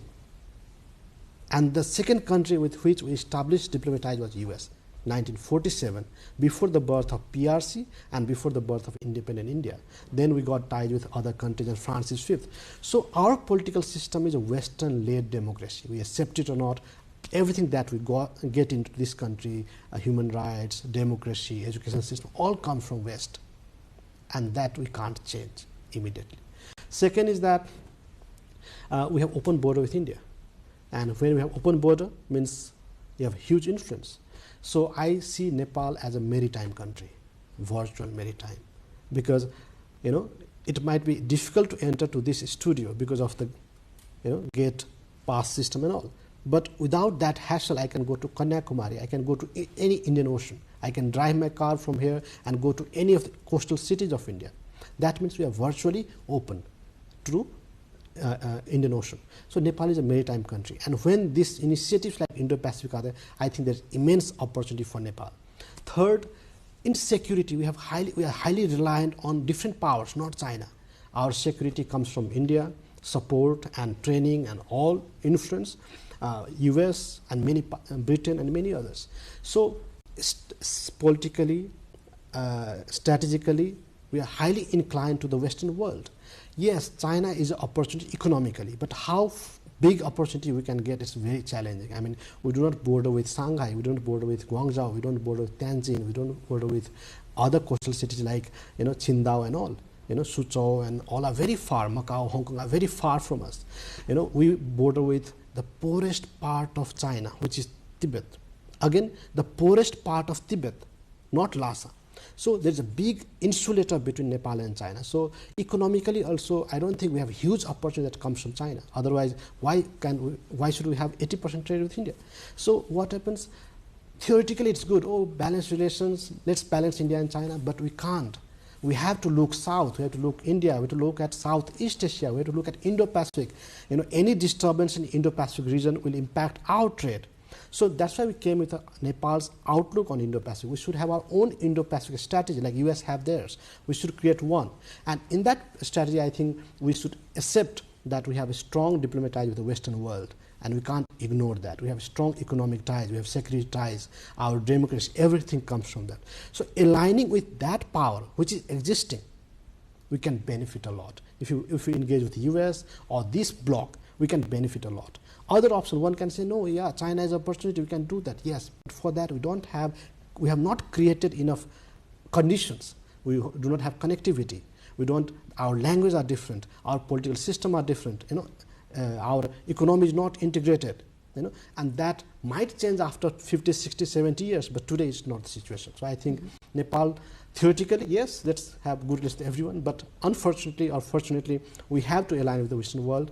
We have been a great partner with the Western world, so we have to engage with that. Our development support comes from Europe, from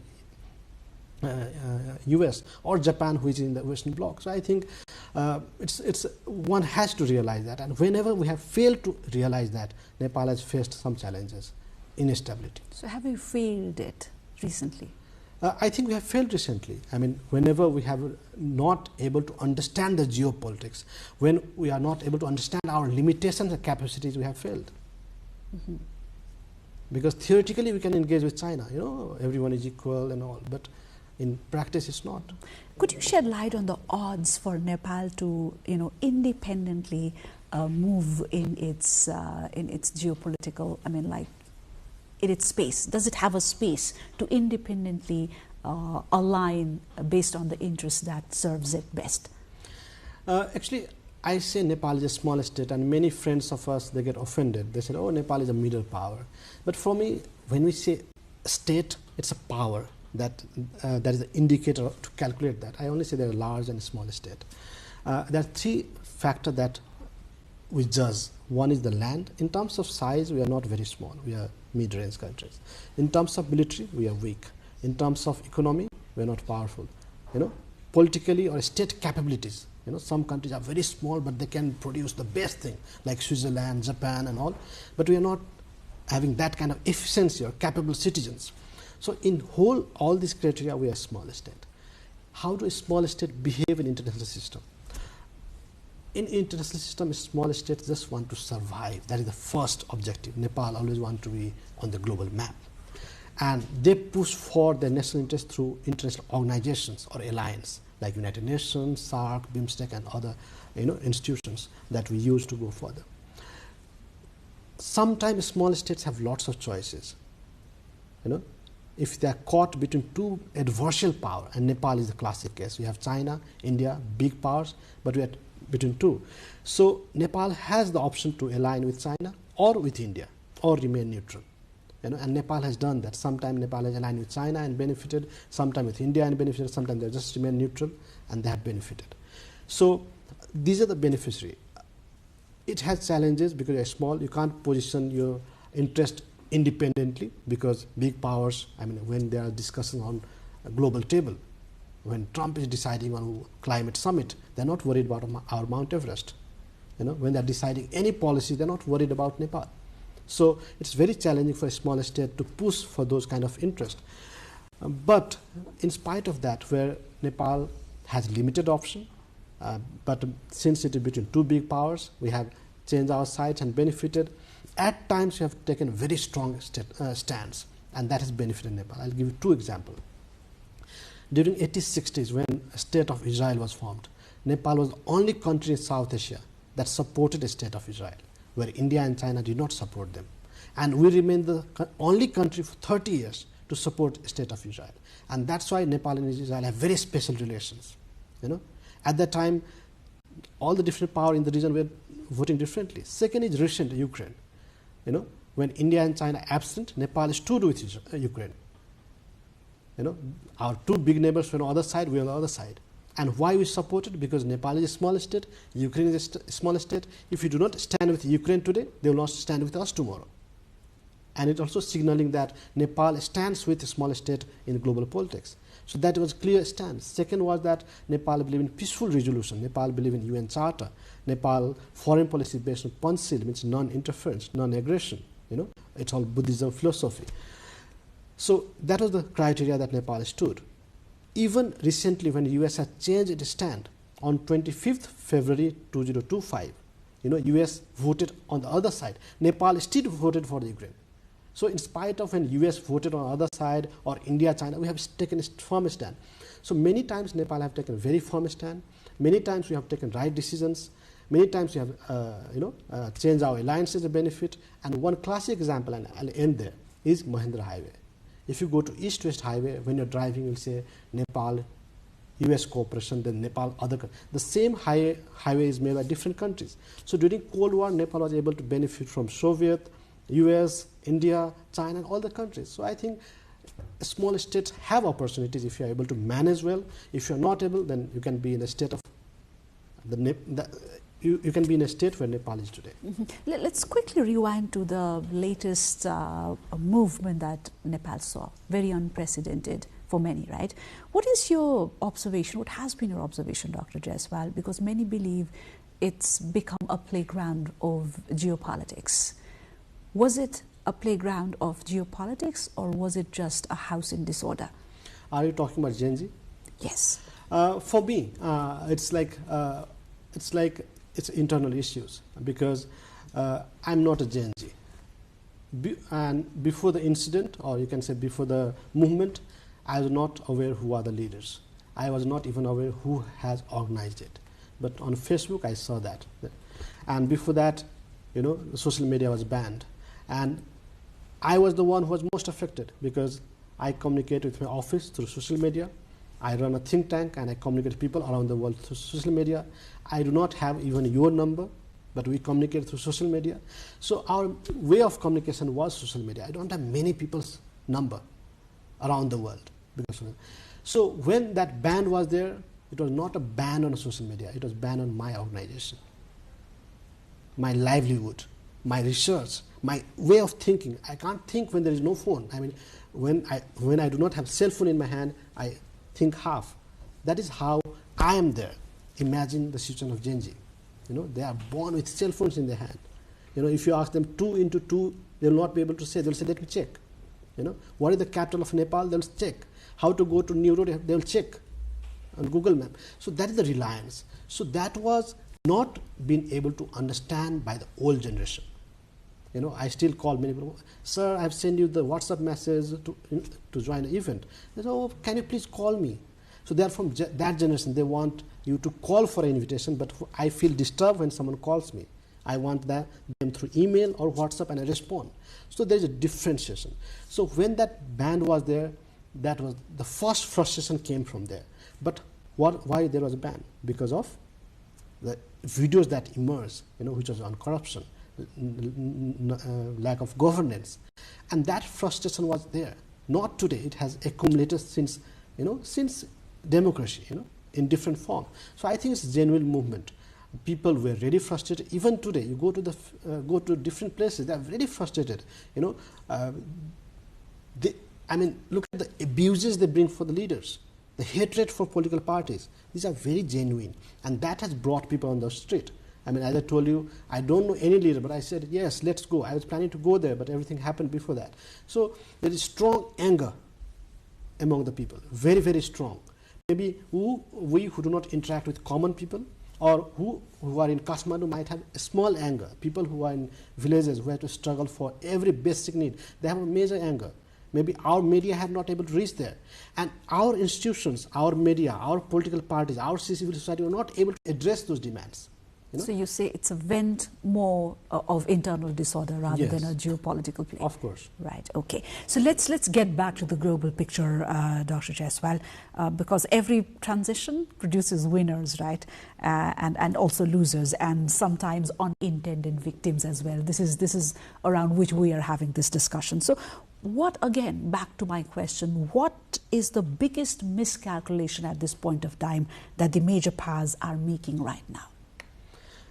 I think at the moment still a major power making one major miscalculation, and that is that in every initiative they are not able to give importance to economy. We are in a world where economy should be driving force, but still security drives them. With the emergence of Xi Jinping in China or different powers, they are giving highest importance to securitization. They fail to understand that without economic delivery you can't have security. That is the same thing that US should have learned from 9/11. Afghanistan was not harmed by US, but the poverty in Afghanistan was the major reason that attacked US. Not the single policy of US was that they could have hurt Afghanistan, but poverty itself is the biggest challenge. And I think every initiative should give highest importance to economic aspect. More than Indo-Pacific strategy, Indo-Pacific economic framework is powerful.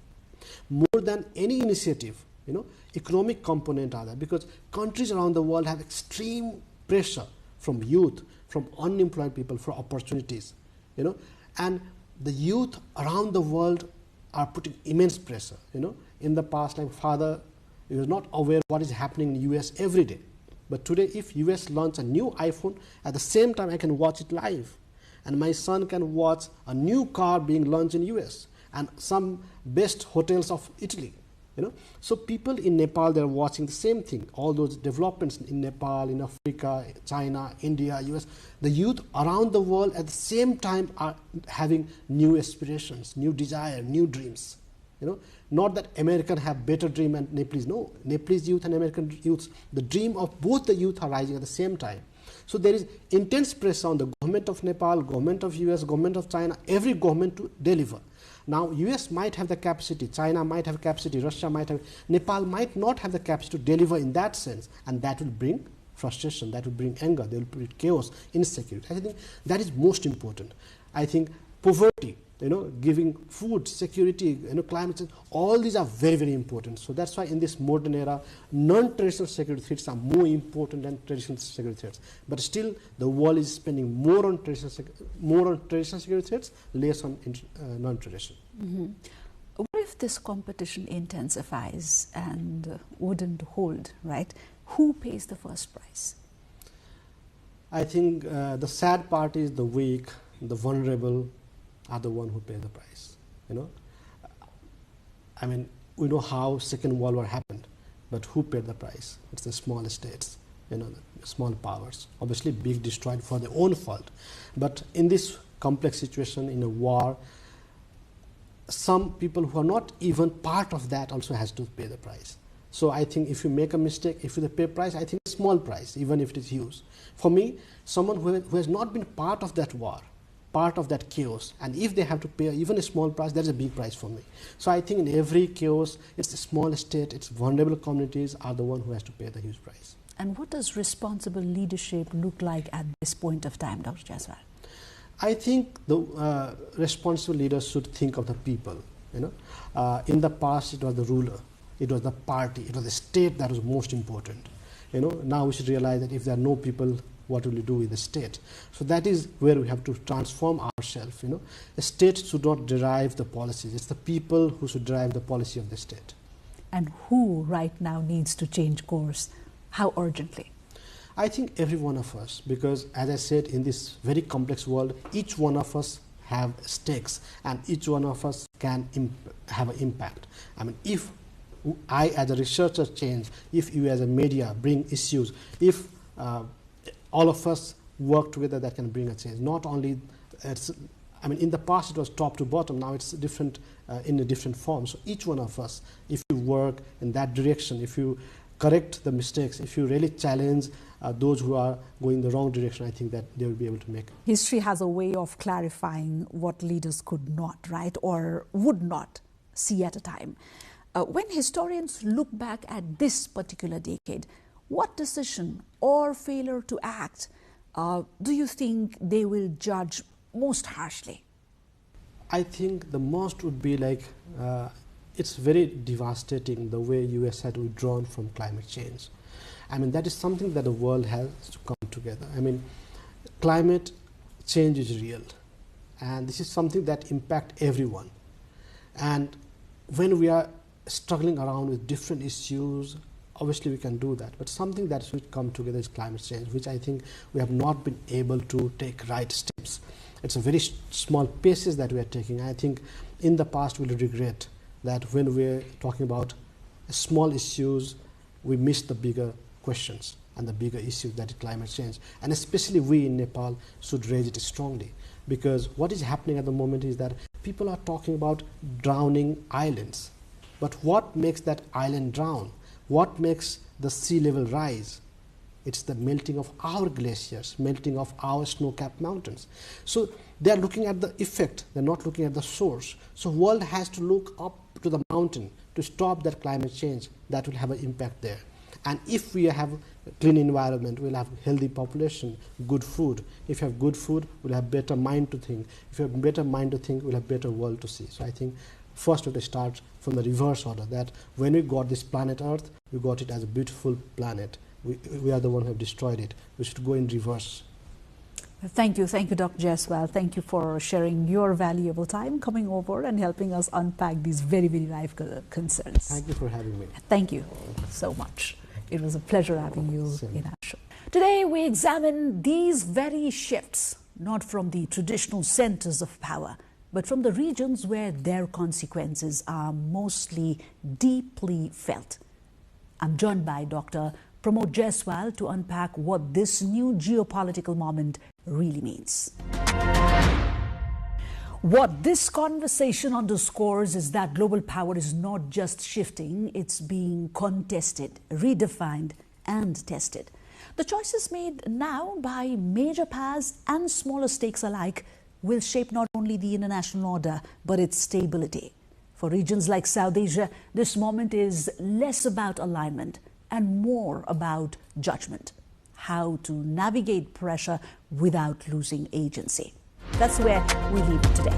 Goodbye.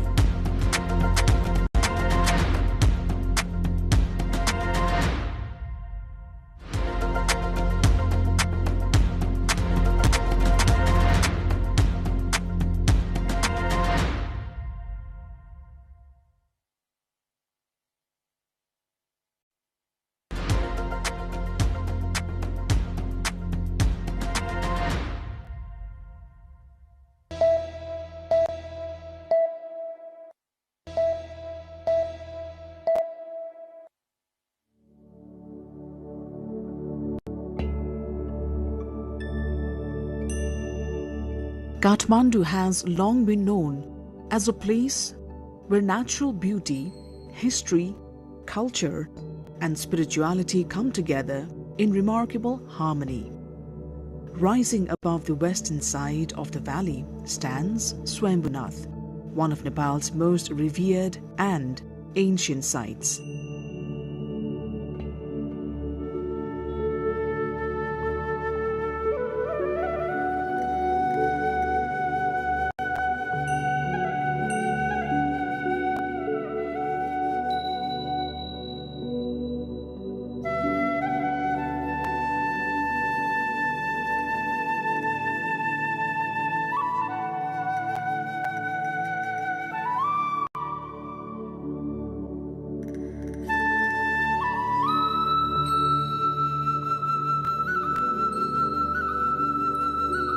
Many simply call it Swambhu. For countless generations, it has been a sanctuary of spiritual devotion, a place where the first light of morning touches the prayer flags and where monks and devotees begin their day in meditation and worship.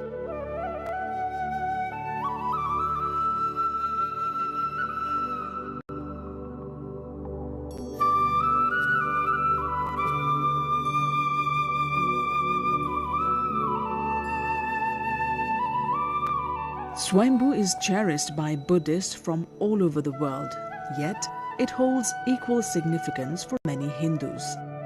This shared reverence creates a rare sense of unity within its sacred grounds.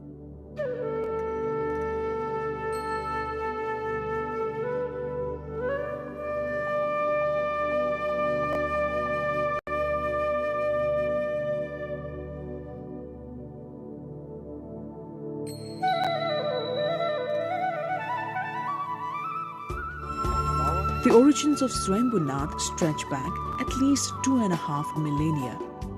Inscriptions and centuries-old statues found throughout the site testify to its long-standing presence and its profound cultural importance. The stupa itself is one of Nepal's traditional religious landmarks, crowned by the serene eyes of the Buddha that gaze out across all 4 directions. These eyes are regarded as a message of compassion, awareness, and peace for all beings.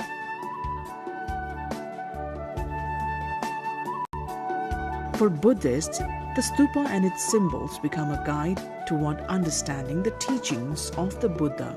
For Hindu visitors, the temples and images of deities within the complex hold deep spiritual meaning of their own.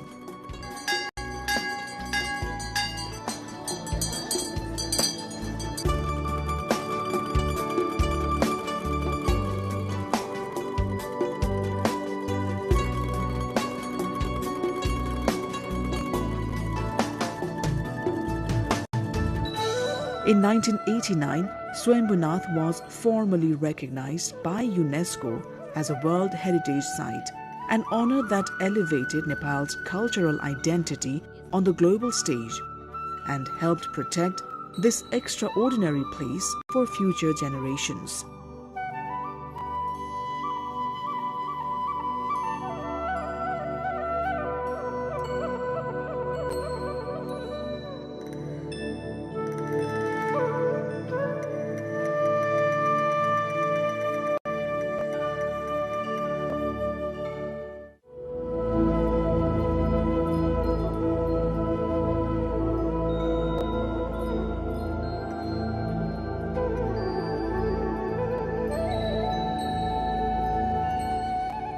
The surroundings of Swambhu offer many places of interest. Pilgrims and travelers often find themselves captivated by the calm atmosphere and the panoramic views over the Kathmandu Valley.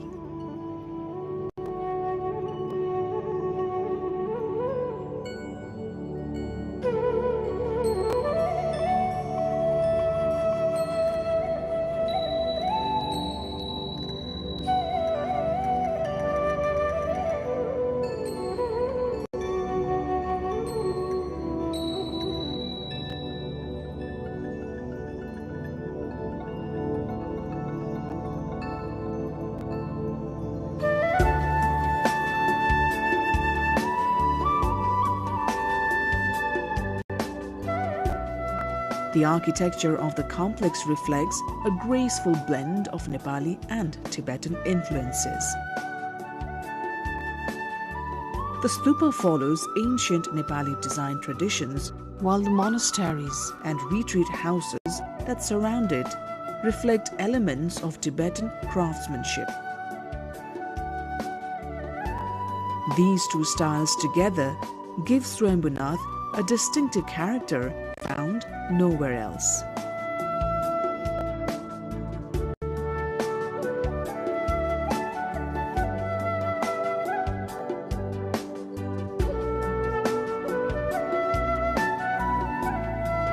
Preserving Swayambhu is not only a religious responsibility, it is an effort guided equally by historical and cultural commitment.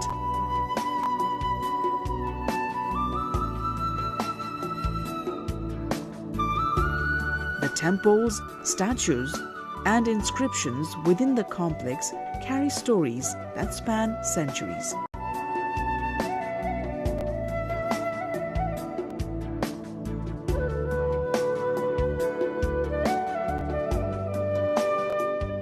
The main stupa, crowned by the four compassionate eyes, remains the heart of the site. Monks gather each day to meditate and study.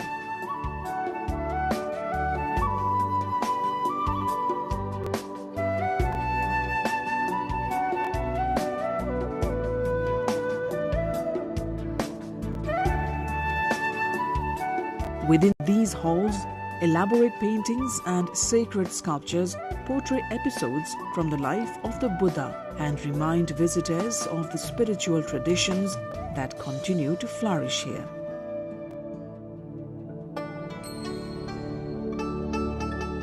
The entrance to Swayambhunath features a gate designed to convey purity and reverence. Sculptures and painted figures on the gate reveal the guiding ideals of Buddhist philosophy. Scattered around the grounds are ancient inscriptions that preserve the history of the land.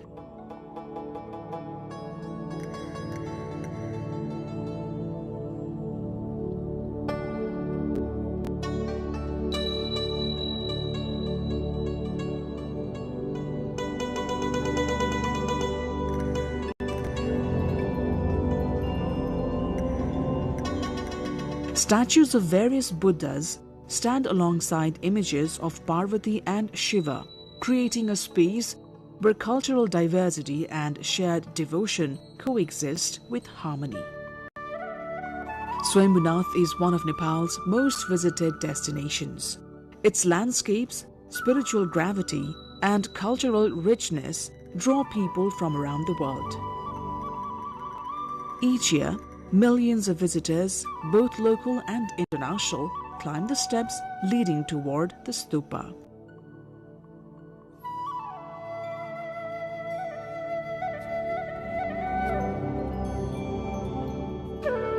Their presence contributes greatly to Nepal's tourism economy and to the livelihoods of those who live and work nearby.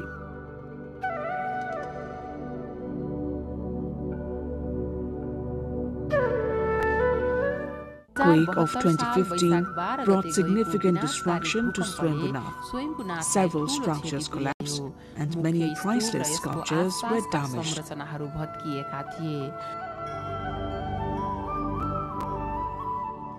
The impact on the site's cultural heritage was deeply felt throughout the country.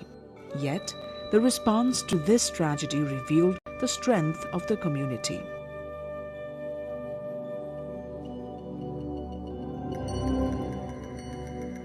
Local residents, government agencies, cultural experts, monks, and international organizations came together to restore the complex.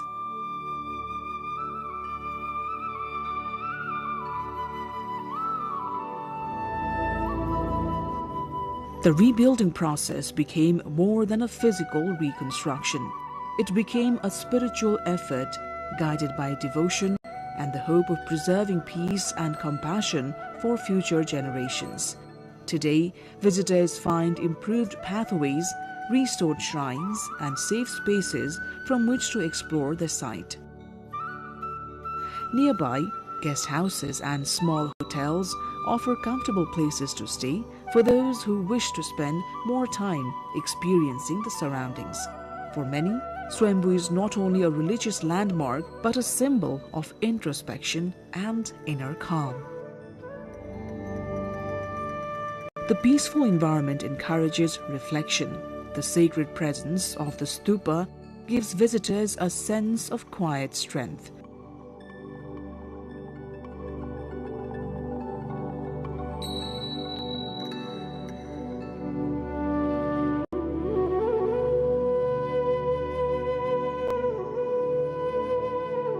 The eyes of the Buddha seem to guide those who come seeking balance, clarity, or a moment of stillness.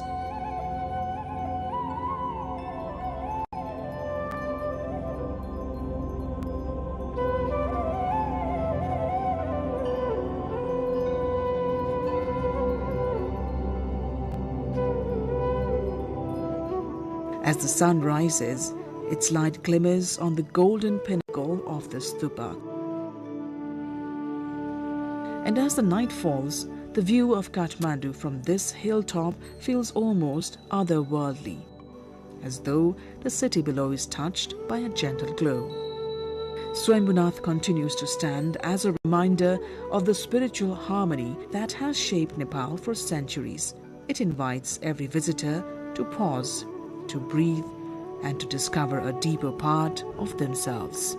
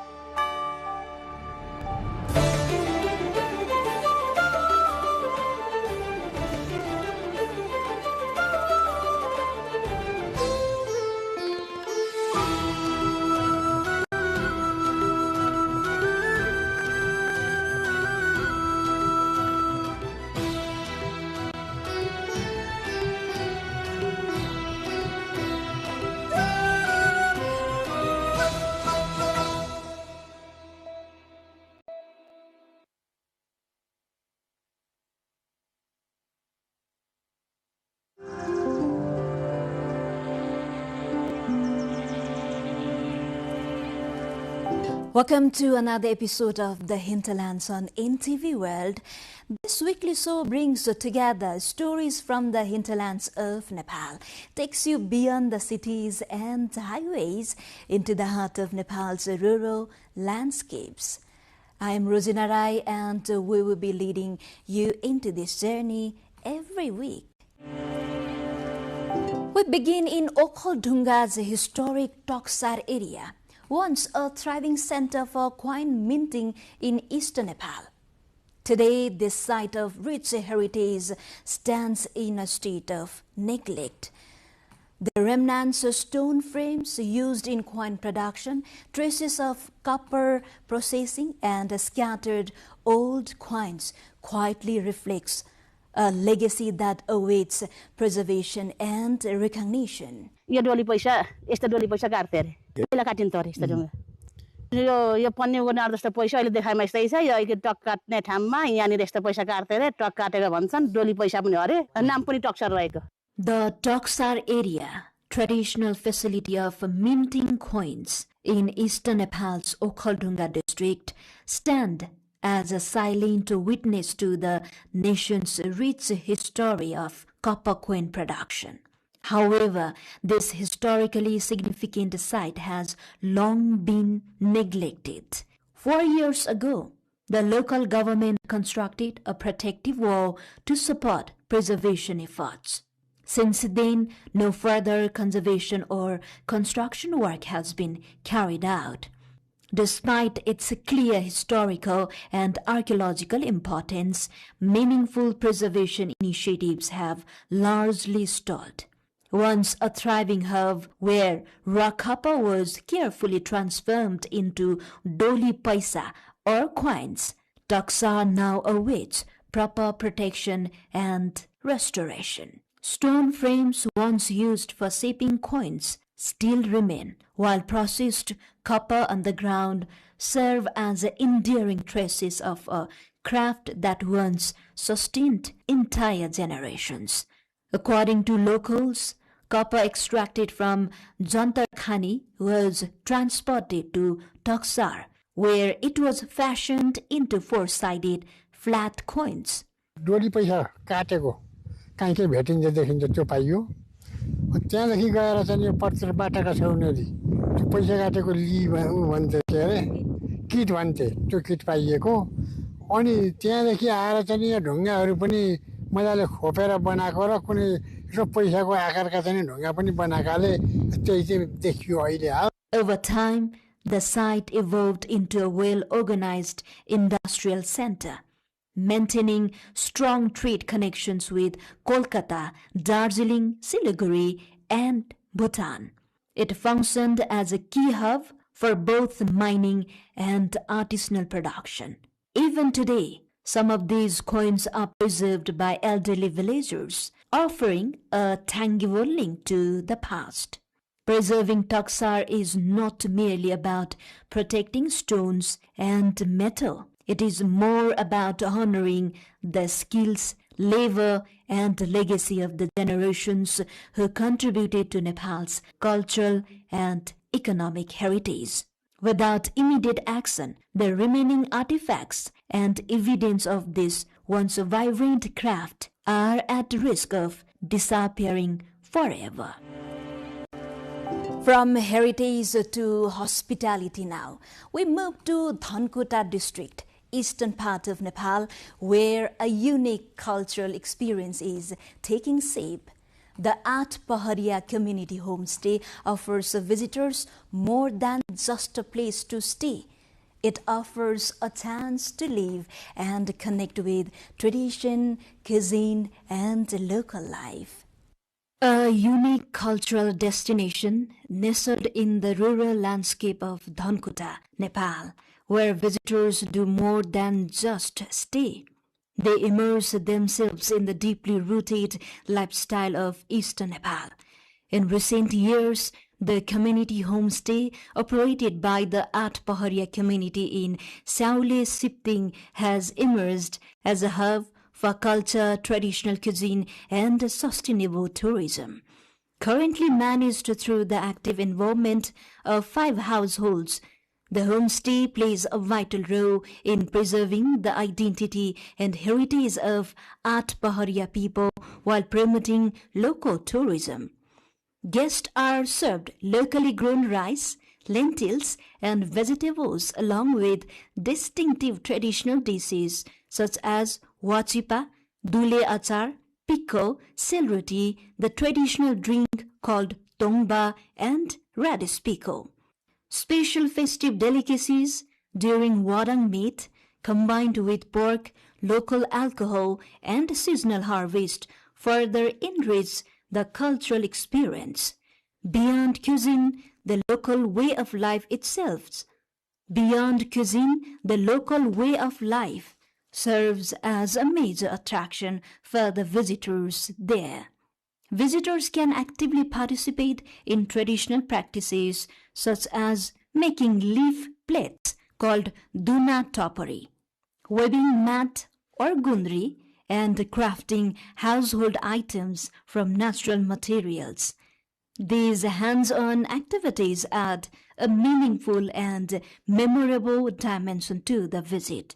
सुविधाहरू भनेको त्यस्तै हो खानापिना local खाने कुराहरू र दोस्रो कुरा अब हाम्रो सिजन अनुसारको फलफुल टिपेर खाने पनि उयो छ राखेका छौँ कार्यक्रमहरू अनि चायमा हाम्रो सांस्कृतिक कार्यक्रमहरू देखाउन पाइन्छ र अनि हाम्रो अवलोकनको लागिलाई यो गुन्द्री पिर्का पातको टपरा दुना यस्तै खालकोहरू हेर्न गर्नसम्म पाइन्छ. The homestay has already welcomed over 100 visitors from countries including the UK, the Netherlands, Australia, and India. Adding to its charm, guests may also have the opportunity, depending on the season, to pick and enjoy fresh oranges and avocados directly from the garden. Blending tradition, authentic flavors, and heartfelt hospitality, the At Paharia homestay in Thonkuta is steadily emerging as a promising destination for both domestic and international travelers. Next, we turn to Chhapa district, where one of Nepal's smallest indigenous group continues to struggle for its fights. Despite constitutional guarantees of inclusion and social justice, the Kisan community still faces challenges in recognition, access, and dignity. The Kisan community, an endangered indigenous group concentrated in Chhapa district, remains on the margins of Nepal's development story. Despite constitutional safeguards, many still lack the most basic form of recognition, official documentation. With a population of just over 1,400, generations of Kisan families have remained unregistered in government records. Without citizenship and formal identification, access to education, healthcare, and social security remains severely limited. Government policy does provide a monthly social security allowance of 4,000 rupees to endangered and marginalized communities, including the Kisan. But community members say financial support alone cannot address deeper structural challenges. Education gaps, limited healthcare access, poor infrastructure, and lack of land rights continue to define everyday life. For many, social inclusion remains more promises than the reality. वंशजको नागरिकता पाउनु पर्ने पहिलादेखि बसेको किसान जाति अब कतिपयको अहिले के अरे जन्मसिद्ध नागरिकता छ हैन त्यो जन्मसिद्ध नागरिकको छोराछोरीले उनीहरु चाहिँ अहिले भत्ताबाट वञ्चित छन् के उनीहरुसँग नागरिकता छैन नि त हैन त्यो एउटा समस्या भयो हैन अब अरु समस्या त त्यही हो बेरोजगारीको समस्या छ हैन. In the 21st century, the Kisan community still finds itself left behind, caught between constitutional assurance and lived exclusion. As Nepal pushes forward on its development goals, questions remain over who is being left behind. For the Kisan community, the struggle is not just about survival, but about being seen, heard, and included. And finally, we look at the impact of recent adverse weather across the country. Even before the monsoon season, rain, windstorms and snowfall have disrupted transportations and key road sections across the country. The downy stretch of the east-west highway has been particularly affected, with mudslides halting traffic completely. A report. हामी त यहाँ जाम परेर यहाँ 4 घण्टा भइसक्यो यहाँ बसेको यहाँ भात पनि खान पाइएन यो जङ्गलमा यस्तोमा बसिए हेर्नुहोस् 11 बजेदेखि अहिले 1 बजी भन्छन् अनि खान पाएन With the recent windstorm and pre-monsoon rainfall in Nepal, the under-construction Downy Road under the Narayan-Ghat-Butol section was severely disrupted. The transport services were reopened Sunday afternoon after 2 days of disruption. However, concerns are rising as the country has yet to enter the full monsoon season, and even brief showers make travel risky on various routes across the country. Unlike last year, commuters now face dangerous conditions along damaged roads. Light rainfall quickly turns the road muddy and slippery, often leading to blockages. While most of the Narayan-Ghat-Butol route remains relatively smooth, the Downy section continues to be particularly difficult to navigate. According to the District Traffic Police Office, the Downy section has been obstructed 37 times so far in the current fiscal year, causing travelers to India prolonged traffic congestion. Despite 7 years having passed since the road expansion project began, crossing this section remains a challenge. Passengers report that traveling the 14-kilometer streets can take several hours due to persistent traffic jam. The Downy section, previously a 2-lane road, is currently being upgraded to 3 lanes. पछिल्लो समयदेखि हामीले यो समस्या भोग्दै आइरहेका छौं यो वर्ष अन्तिम समस्या हुन सक्छ यो पानी परिसकेपछि यहाँको समस्या के भयो भने जस्तो 3 लेन मात्रै यो डिजाइनमा बनाउनु पर्ने छ 3 लेन भनेको 12 मिटर चौडाइको हाराहारीमा हुन्छ त्यसलाई आधामा काम गरेर आधामा गाडी चलाउनु पर्ने अर्थात 6 मिटरमा काम गर्ने 6 मिटर भन्दा कम भागमा चाहिँ गाडी चलाउनु पर्ने कारणले गर्दा दोहोरो गाडी हिँडाउन चाहिँ अलिकति समस्या भइरहेको Of the 40 kilometers in this section, 4 kilometers fall in the eastern portion, where around 800 meters of concrete paving work is still pending. Since construction started in 2018, the project has achieved 81% physical progress. The China State Engineering Corporation is failing to complete the work within the agreed deadline, resulting in 4 deadline extension. Beyond the cities and the headlines, real lives continue to unfold. Stories shaped by struggle, strengthened by resilience, and carried forward by hope. This is the Hinterlands, and we will be back next week with more stories from the heart of Nepal. Do follow us on our website, nepaltelevision.com, social media handles, and our YouTube channel also. Thank you for joining us. Goodbye for now.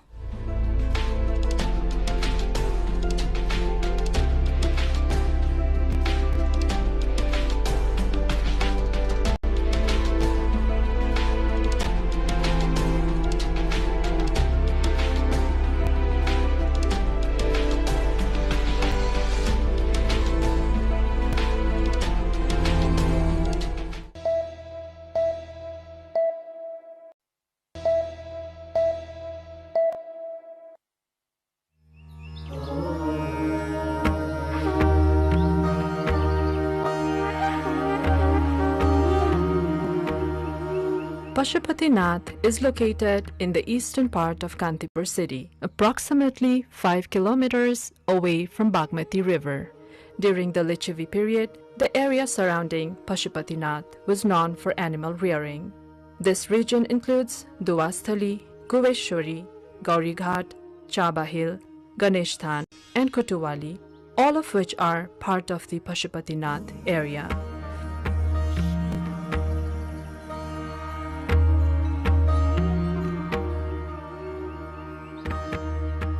In 1979 AD, UNESCO designated Pashupatinath as a World Heritage Site. The blessings of Pashupatinath have been revered since ancient times, indicating the site's significance long before the Lichavi dynasty. The presence of Jyotirlinga, a sacred representation of Lord Shiva, is mentioned in one of the ancient texts, highlighting its historical and religious importance.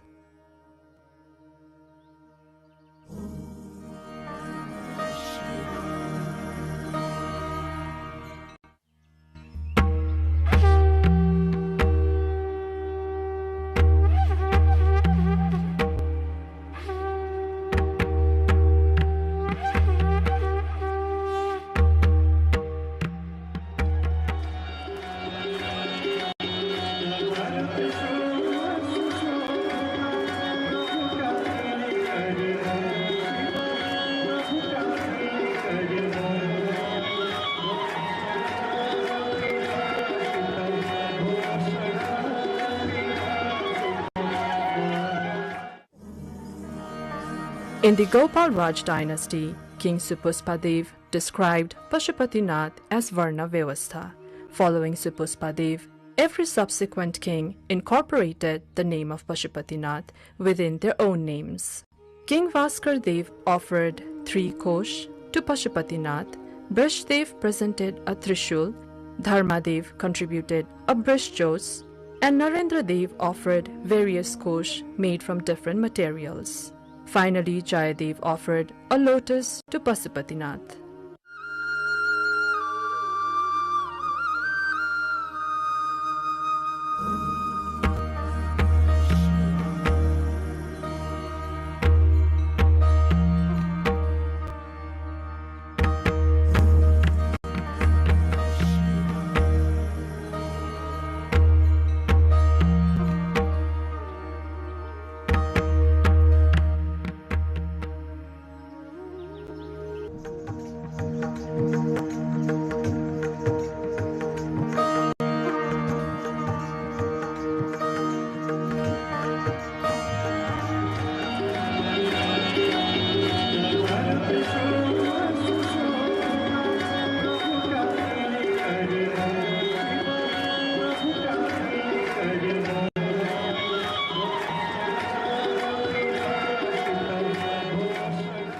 In 1473 BS, Jyoti Malla renovated Pashupatinath. The priest Nityananda initiated the removal of the 3-story structure of Pashupatinath and reduced it to a single story. Queen Ganga, the consort of Shiva Singh, had the Bhasa Bamsawali written, which is still present today.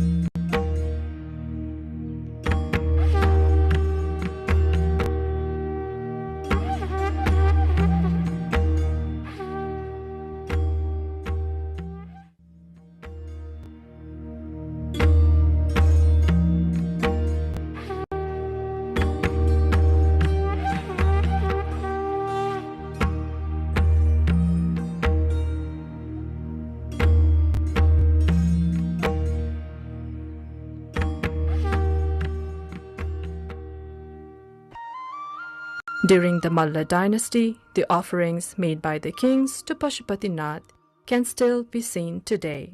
Among these offerings, Lord Shiva at Pashupatinath received a copper roof, and Chadi and Kamal. Finally, King Jai Singh presented a gold-made mekhla, and a grand jatra was conducted.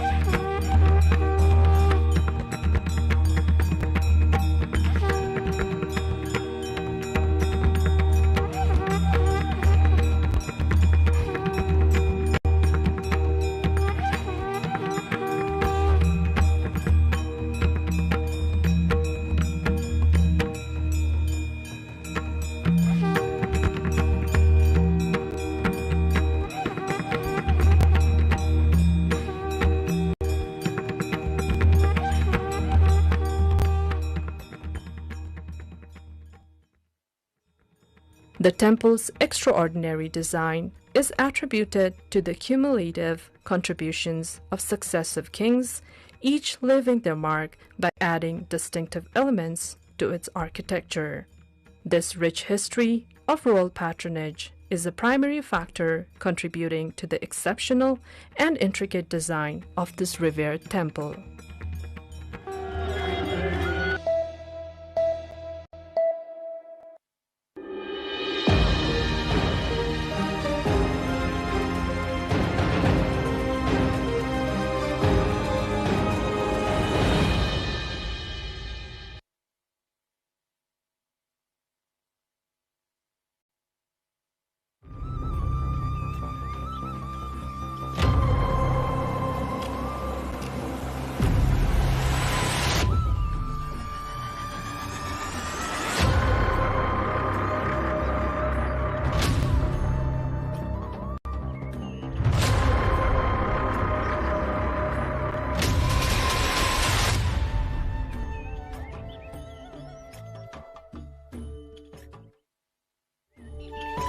Simraungadh दरबार खुल्ला इतिहास, कला र संस्कृतिको एउटा संग्रहालय।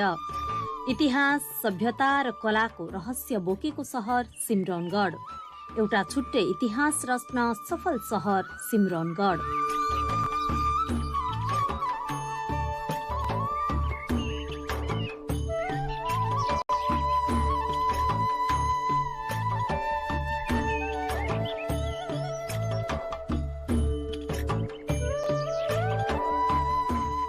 ऐतिहासिक, सांस्कृतिक र पुरातात्विक महत्व बोकेको सिमरौनगढ दरबार मध्य प्रदेशको बारा जिल्लामा अवस्थित सिमरौनगढ नगरपालिकामा पर्दछ।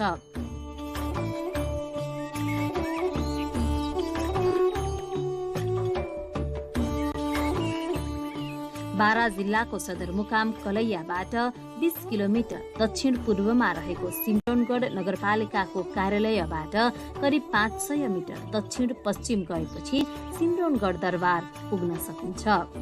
सिमरौनगढको सम्बन्ध सिम्बलको वंशसँग रहेको तथ्य नेपालमा प्राप्त सबभन्दा पुरानो वंशावली गोपालर वंशावलीले प्रस्ट्याएको छ। सो वंशावलीमा यस स्थललाई सिमरावनगढ भनी उल्लेख छ, जसको अर्थ हुन्छ सिमलको वनमा रहेको किल्ला। सिमलको वन रहेको यो क्षेत्र सिमरावनगढबाट अपभ्रंश हुँदै सिमरौनगढ भएको मान्यता छ।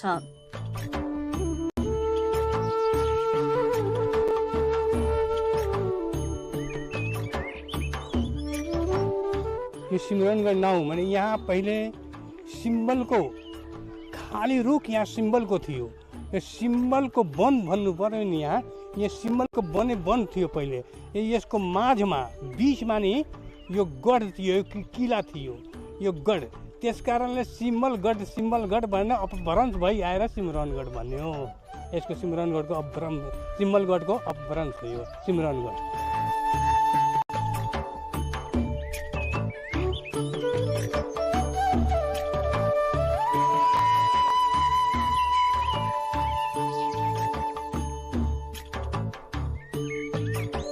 कुनै समय एक सुरक्षित र सम्पन्न राजधानी रहेको सिमरनगढ दरबारलाई बलिया अग्ला चक्रव्यूह आकारका पर्खालले घेरिएको थियो।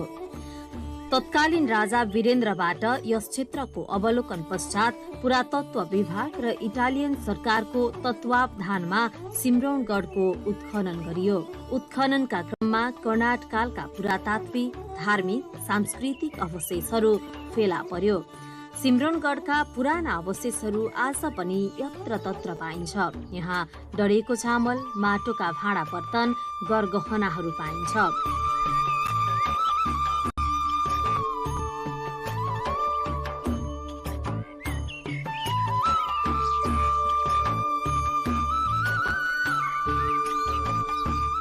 यहाँको धार्मिक इतिहास र पुरातत्व विभागको त सबै संरचना छँदैछ। यो मन्दिर छ, पुरानो मूर्ति छ, डहेको चावल पाइन्छ, कंगन कालीको स्थान छ, तलेजु भवानीको अहिले शिलाको बाकस राखेको छ, त्यो पनि छँदैछ। चारैतिर सुन बिखरेको पनि पाइन्छ। यो सबै पाइँदाखेरि त पुरातत्व भएन।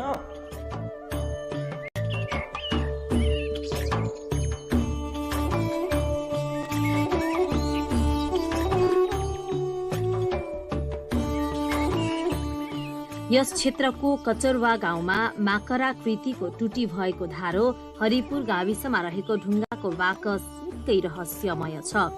जति खन्दै जाँदा झन भित्र भासिनु यस बाकसको विशेषता हो। अत्यन्त कलात्मक रहेको यो बाकसको बाहिरी भाग मात्रै देखिन्छ, बाँकी भाग जमिनमा गाडिएको छ। स्थानीयले यसलाई बाकस, तिजोरी, सन्दुक भने पनि वास्तवमा यो के हो अहिलेसम्म पत्ता लाग्न सकेको छैन।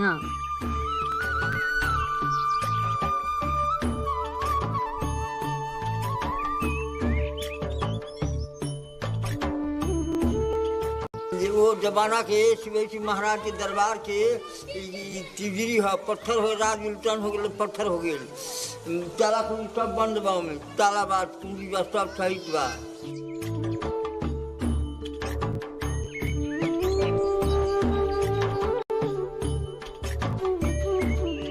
बाकसको नजिकै खम्बा आकारको कालो ढुङ्गा छ। खम्बा सामान्य देखिए पनि 10-15 जना मिलेर पनि यसलाई टसमस समेत गर्न सक्दैनन्। ढुङ्गाको खम्बा झन रहस्यमय छ। स्थानीयका अनुसार यस खम्बालाई बाहिर निकाल्न खोज्दा यो झन जमिनमा भासिने गर्दछ। यो क्षेत्रमा बाढी आए पनि यो खम्बा डुब्दैन। यस प्रकार सिमरनगढ क्षेत्र पुरातात्विक दृष्टिकोणले समेत महत्त्वपूर्ण छ।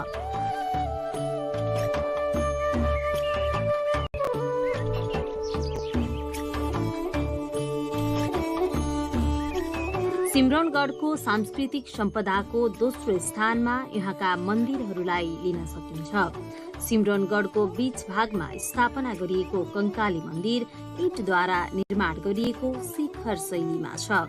मन्दिर चारैतिर चतुष्कोणाकारको भवनको बीचमा शिखर उठेर माथिसम्म चुलिएको छ। मन्दिरको चारैतिर खुल्ला गुम्बजाकारको प्रवेशद्वार निर्माण गरिएको छ। मन्दिरमा रहेका कंकालीको मूर्ति कालो प्रस्तरमा खोदिएको छ।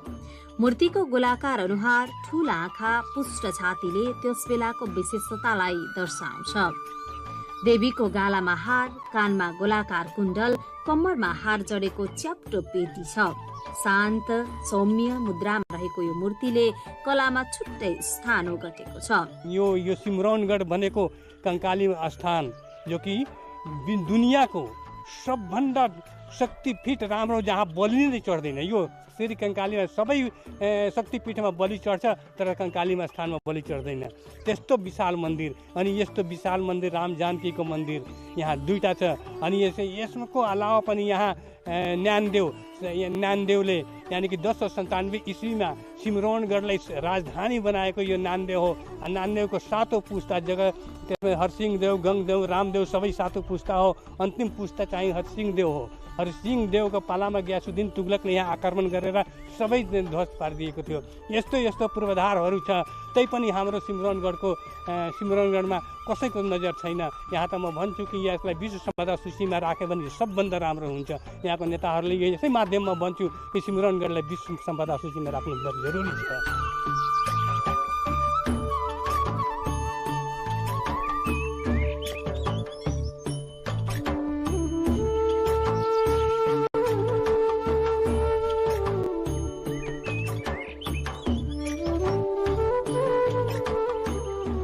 यहाँ रामनवमीको दिन ठूलो मेला लाग्ने गर्दछ।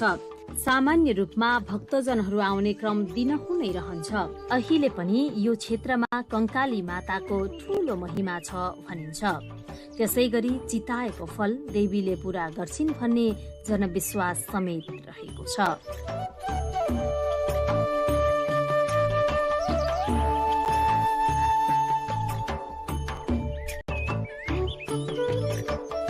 पहिलादेखि अहिले यो सालमा धेरै पर्यटक, म 2-4वटा यो कामको सिलसिलामा बसेको थियो। शनिबारको दिनहुँ 1000 देखि 1500 मान्छे बाहिरबाट आउँछ। अब त्यसको लागि पनि हामी व्यवस्थापन गरिराखेका छौँ। त्यहाँ एउटा पूजा अर्चना गर्नको लागि बेलुका बिहानै आरती, जस्तै हरिद्वारमा तपाईँ गयो सक्नुहोला भने हेर्नुभयो होला, बिहानै र बेलुका गङ्गाको आरती हुन्छ। त्यहाँ पनि कङ्काली मन्दिरमा हामी आरतीको एउटा छिटै व्यवस्था गर्छौँ। अहिले त्यो 2टा बोट पनि राखेका छौँ।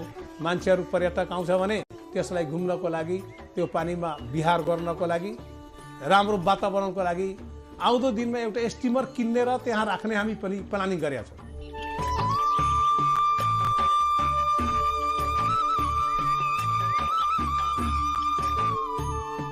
कङ्काली मन्दिर प्राङ्गणमा विभिन्न देवी देवताका अन्य मन्दिरहरू पनि रहेका छन्। प्राङ्गणमा रहेका मानसाराम बाबाको मन्दिर 3 मिटर उचाइ र 5.47 मिटरको चतुर्कोणाकारमा निर्माण गरिएको छ। मन्दिरभित्र मानसाराम बाबाको समाधि स्थल छ। समाधि अगाडि एक जोर खराउ छ, जसलाई मानसा बाबाको खराउ भनी पूजा गरिन्छ। प्राङ्गणमा शिव, पार्वती, हनुमान, विष्णु, विश्वकर्माको मन्दिर रहेका छन्। कङ्काली मन्दिर त धेरै पुरानो इतिहास बोकेको मन्दिर हो। त्यो मन्दिरको प्राङ्गणमा तपाईँको कङ्काली मन्दिर, मनसा बाबा मन्दिर, तपाईँको विष्णु मन्दिर, तपाईँको यो धेरै मन्दिरहरू छन्।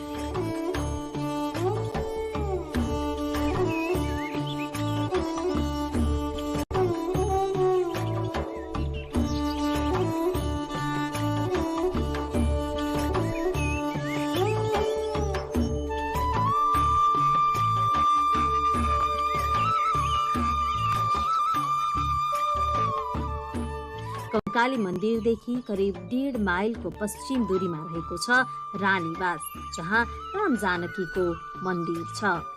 जङ्गबहादुर राणाका छोरा जीतजङले विक्रम सम्मत 1935मा आमा हिरण्य कुमारी सती जाने बेलामा व्यक्त गरेको इच्छा बमोजिम यो मन्दिरको निर्माण भएको थियो, जुन यहाँको घण्टामा समेत उल्लेख छ।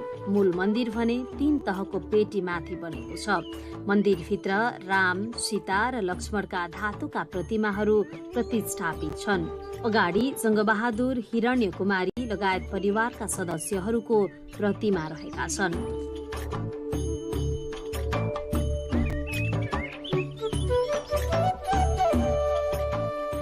पहिला 2224 को बेलादेखि यहाँ राजा शिवसिंहको पालीमा यो राम जानकी मन्दिर थियो र त्यसपछि नानदेवजी पनि आउनुभयो, त्यो उहाँको पालीमा पनि यहाँ राम जानकी मन्दिर र हाम्रो जङ्गबहादुर महाराजज्यू 1838 मा आएर हेभन्दा 9 हात अग्लो मन्दिर काठको नै बनाउनु भयो।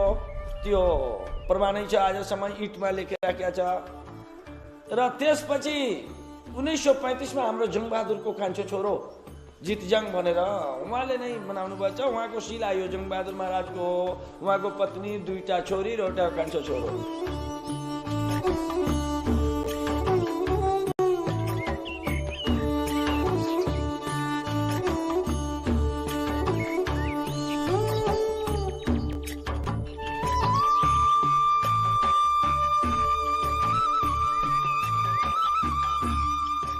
जङ्गबहादुर राणा जङ्गबहादुर पहिले यहाँ शिकार खेल्न आउनुहुन्थ्यो। और शिकार खेल्दा खेल्दै यहाँ एउटा बासको रूपमा पनि शिकार खेल्ने, यहाँ बास बस्ने, अनि फेरि जाने, फेरि उसले बास बस्ने, शिकार खेल्ने। अब यहाँबाट जाँदाखेरि पत्रहट्टामा उहाँको मृत्यु भयो जङ्गबहादुरको। अनि छोरो थियो जगतजङ। अब त्यसको बुवाको नाउँमा पनि यो मन्दिर निर्माण गरिदियो। यो मन्दिर विशाल मन्दिर त्यो उनको छोरोले बनायो।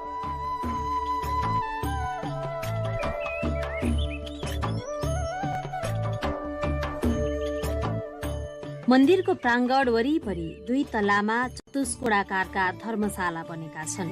मन्दिर निर्माणमा त्यहाँका भग्नावशेषहरू प्रयोग भएको छ। समय समयमा प्राप्त भएको मूर्तिले सिमरनगढको महत्वलाई झन बढाएको छ।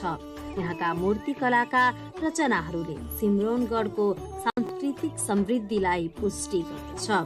यहाँको मूर्तिकलाले आर्थिक रूपले समृद्ध यो राज्यमा कला र साहित्यले भरपूर उन्नति गर्ने मौका पाएको स्पष्ट हुन्छ। केही वर्ष अगाडि पुरातत्व विभागको सक्रियतामा कंकाली मन्दिर परिसरका मूर्तिहरूलाई मन्दिर परिसरमै घर बनाई संग्रहित गरिएको छ।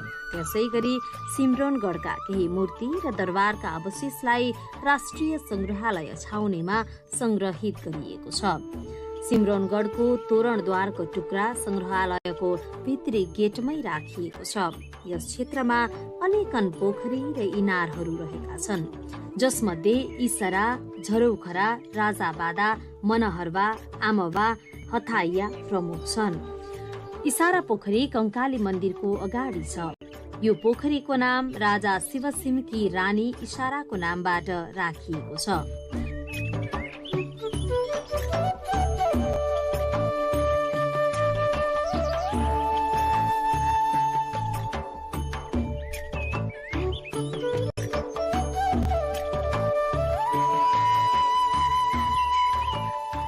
रानीवास मन्दिरको 1 किलोमिटर दूरीमा दक्षिणतर्फ खजहरी गाउँ छ। कर्नाट वंशी राजाहरूले खजाना राख्ने ठाउँ भएकाले यस ठाउँको नाम खजहनी भएको जनविश्वास छ।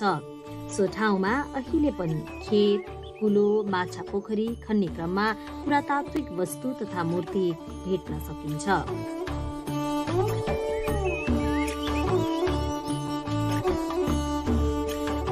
शान्ति, ऐश्वर्य र करुणाले धपक्क बलेको अलौकिक भाव र मुस्कानयुक्त चिल्ला काला ढुङ्गामा कुँदिएका मूर्तिहरूले यहाँको कलाको स्वतन्त्र र मौलिक शैलीलाई प्रस्तुत गर्दछ।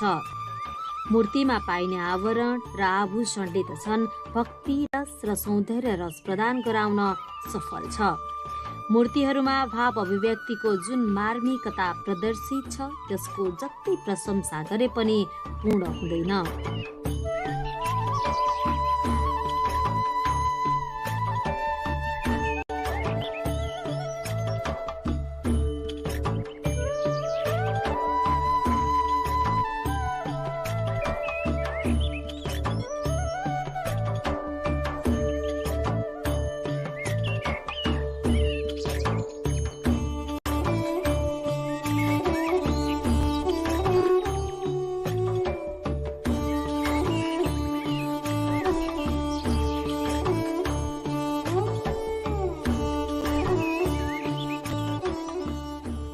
अथाह पर्यटकीय सम्भावना बोकेको ऐतिहासिक र धार्मिक धरोहर सिमरनगढ दरबारसम्म पुग्नका लागि जनप्रतिनिधिहरू निर्वाचित भएर आएसँगै बाटोको सहज व्यवस्था भएको छ। सडक सुविधाका लागि नगरले पहल गरेसँगै आगन्तुकलाई केही सहज भएको छ।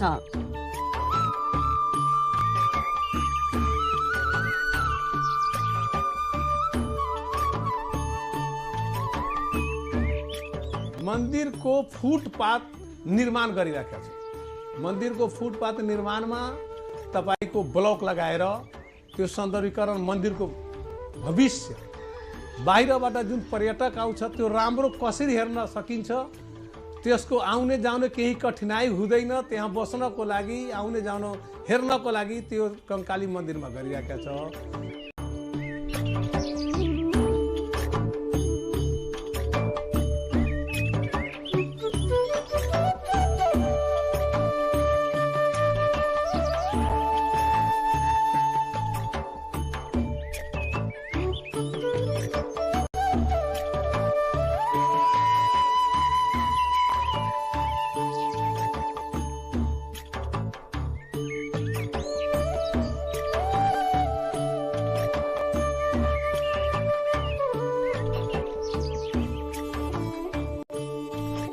सिम्रौनगढका बारेमा अहिलेसम्म स्वदेशी र विदेशी पुरातत्वविदद्वारा धेरै अनुसन्धान भएका छन्। ती अनुसन्धानहरूले सिम्रौनगढ कुनै बेला दक्षिण एसियाका समुन्नत राज्यहरू मध्येको एक राज्य तिरहुतको राजधानी रहेको प्रमाणित भइसकेको छ। तर उत्खनन हुन बाँकी नै रहेकाले तत्कालीन राजधानी सिम्रौनगढका राजाहरूले राखेका आधिकारिक अभिलेख फेला पर्न सकेका छैनन्। तर उनीहरूका पालामा बनेका पोखरी, मूर्ति, कंकालिनी मन्दिर, रानीवास दरबार लगायतका सामग्रीहरू अहिले पनि साक्षीको रूपमा रहेका छन्। यहाँ टाढा टाढाबाट बास बस्न आउने पर्यटकहरूका लागि पनि राम्रो होटल अथवा आवास गृहको अभाव छ। सुविधा सम्पन्न होटल, होमस्टे निर्माणका लागि सिम्रौनगढ उद्योग वाणिज्य संघले आवश्यक पहल गरिरहेको छ। त्यो बस्नको लागि त अहिले तत्काल 2वटा होटल छ, अरू पनि बनाउनको लागि सोचिरहेछ यहाँको व्यापारीहरूले, बनाउँछ भविष्यमा पनि। अनि यहाँ एउटा के छ हजुर कि हाम्रो सिम्रौनगढमा भारतबाट मेन आउने चाहिँ भारतबाट नै हो बढी पर्यटक। त्यसको लागि पहिला यहाँ छोटी भन्सार थिएन, भर्खर हामी यो 1 महिना जति पहिला सञ्चालन गराएछौँ। तर सरकारसँग पनि पहल गरेछौँ कि कम्तीमा यहाँ मूल भन्सार होस्। मूल भन्सार भइदिएको भए गाडीको आवत जावत अनि चाहिँ इन्ट्री गरेर होस् या भन्सार गरेर होस्, त्यो हिसाबले पनि यहाँ आउँछ। सरकारले पनि राजस्व उठ्छ त्यसबाट, अनि देशको आम्दानी पुँजी हुन्छ, हाम्रो सिम्रौनगढको पनि विकास हुन्छ, अनि पर्यटकहरू पनि बढी यहाँ आवत जावत गर्छ।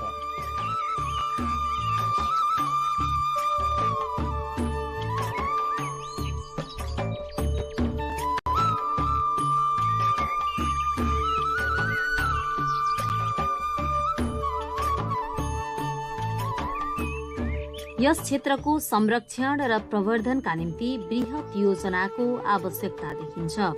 कला संस्कृतिको अंकुत भण्डारको रूपमा रहेको यस क्षेत्रको उत्खनन र न्यायोचित मूल्याङ्कन नगरिएसम्म नेपालको कलाकृतिको इतिहासको खोजी अधुरो नै रहने प्रश्न छ, जसका लागि गुठी संस्थान, पुरातत्व विभाग जस्ता निकायहरूको भूमिका महत्त्वपूर्ण रहन सक्छ।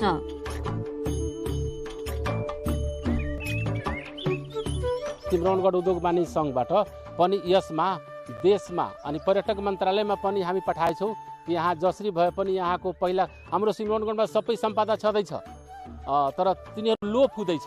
त्यसको लागि हामी पर्यटक मन्त्रालयमा, अर्थ मन्त्रालयमा पटक पटक बारम्बार चाहिँ हामी आफ्नो लिखित रूपमा पत्रहरू पठाएछौँ कि सरकारबाट पहल होस्, यसलाई जसरी जे जस्तो छ त्यसले व्यवस्थित गरोस्, अनि राम्रो हेर्न भइदिएको भए पर्यटकहरू त्यहाँ आफै आउँछ नि। त्यसको लागि हामी उद्योग वाणिज्य संघबाट धेरै पहल पनि गरेका छौँ। पहल फेरि गर्नको लागि अनि एउटा टिम बनाएर हामी सोचिरहेछौँ कि यसको लागि एकचोटि माथि केन्द्रमा काठमाडौँ गएर एकचोटि पर्यटन मन्त्रालयमा गएर बसेर यसको कुरा राखेर अर्थमन्त्री कहाँ पनि जाओस्, प्रधानमन्त्री कहाँ पनि जाओस्, उहाँहरूको ध्यान हो यो सिम्रौनगढको पर्यटक स्थल कसरी राम्रोसँग यो यसको विकास होस् भनेर हामी पहल पनि गर्दैछौँ। हजुर मंदिर के हमनी के निर्वास सिमरावनगढ़ कंकाली अस्थाना उ सब जगह के हमनी के अच्छा विकास, अच्छा सुंदर देखे के चाहतनी।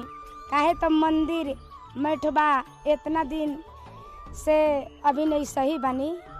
आ कंकाली अस्थाना के हमनी के नेपाल के शान है, हमनी के नेपाल के शान के हमनी के अच्छा से आवरी स्वर्ग बनाई आ ऐसे आवरी सुंदर विकास करी।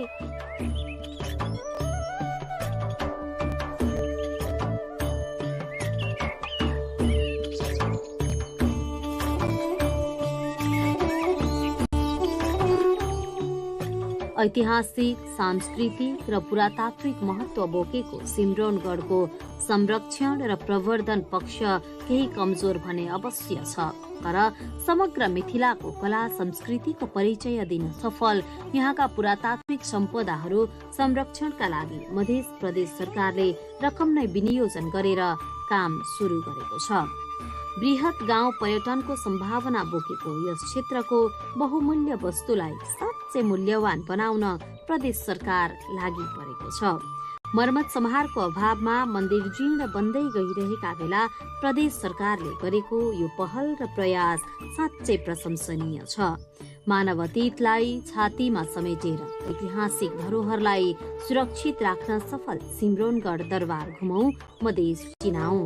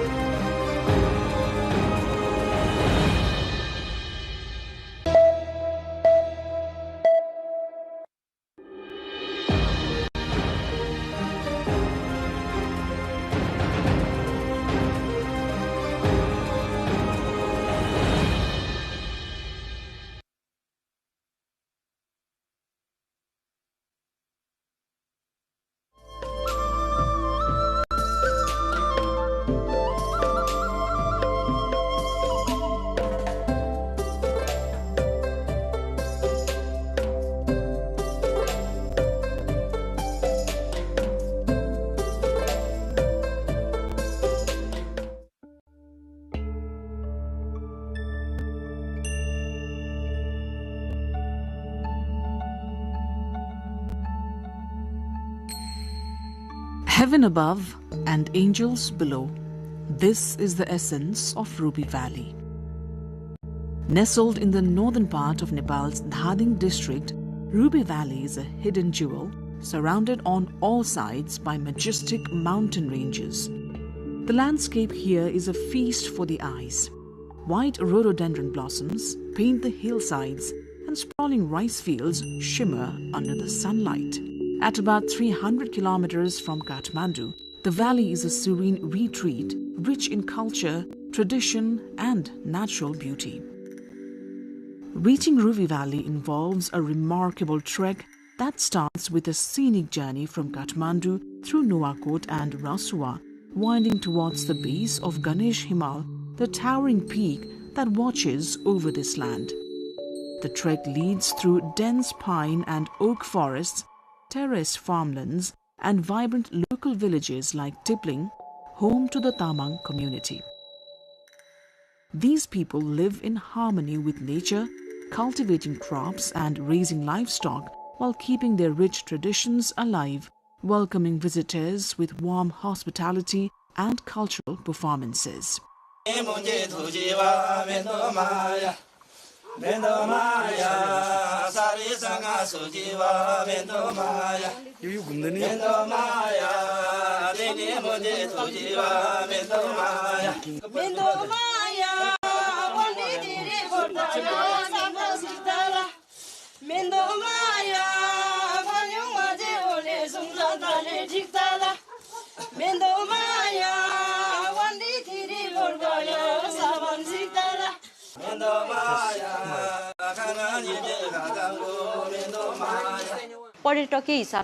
Ruby Valley has a great tourism potential. It is home to the rare red panda. We have managed to conserve the species very well here. We are culturally diverse too. There are communities like Tamang, Ghale, Gurung and Dalits. They all have their own culture and traditions. The Gurungs have Ghatu Nach. Tamangs have Mendo Maya, Saikhole, Bamsangmo. We are encouraging all the communities to preserve their traditions. We are also helping better manage the homestays and focusing more on trekking trails than roads. The striking Pangsang Pass at 3,800 meters marks a stunning milestone on the route, offering panoramic views of the green-clad hills and distant Himalayan ranges. Below, Forests of tall sal trees stand as silent guardians. As travelers traverse this landscape, they witness local women harvesting crops, hear the heartfelt songs sung by villagers in the fields, and feel the essence of a life deeply connected to the land. Ruby Valley has made sure to preserve the Tamang culture and the traditions till date. For instance, we all still wear our cultural dress. These are our identity.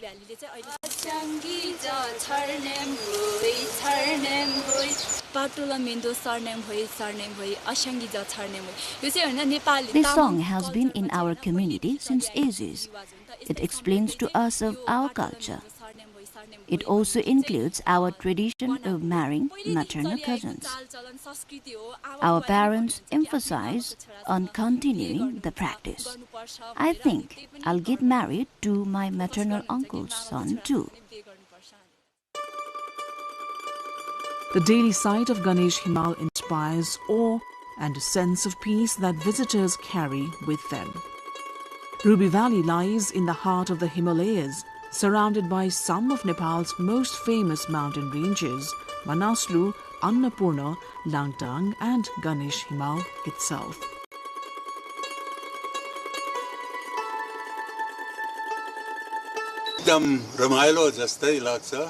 I find this place amusing. I feel happy. People here are very kind and open-hearted. They are very friendly and welcoming. This place is like home to me, as I lived here for 1.5 years.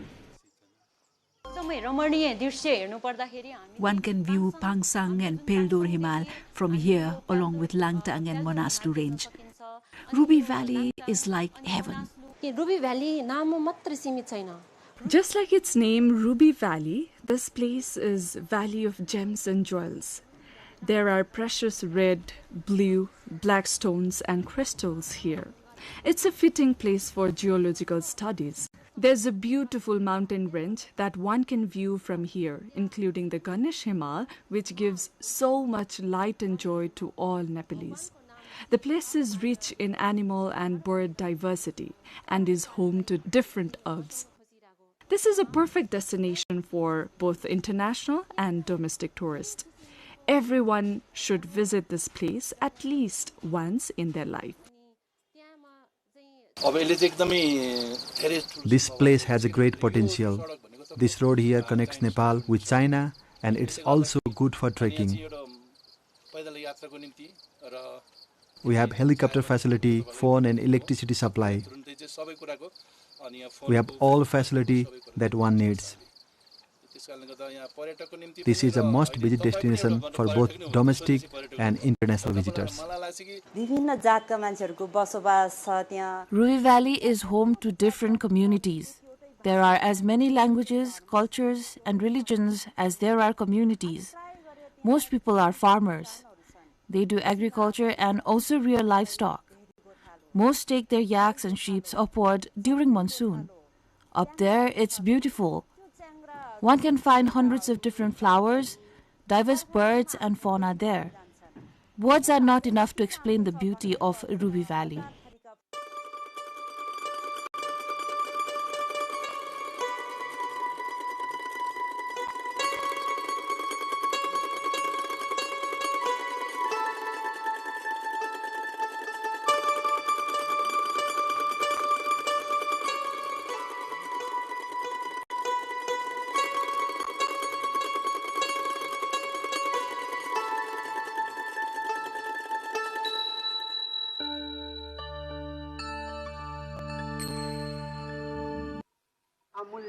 This place is a gem.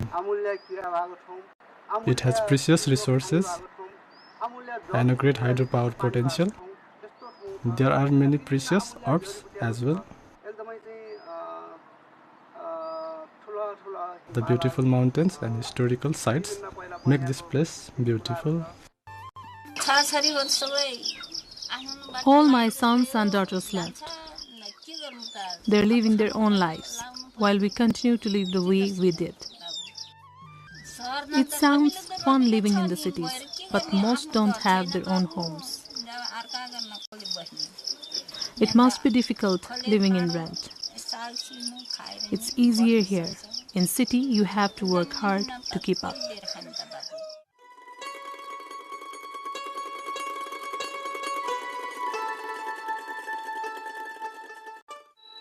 This geographic embrace creates breathtaking scenery at every turn.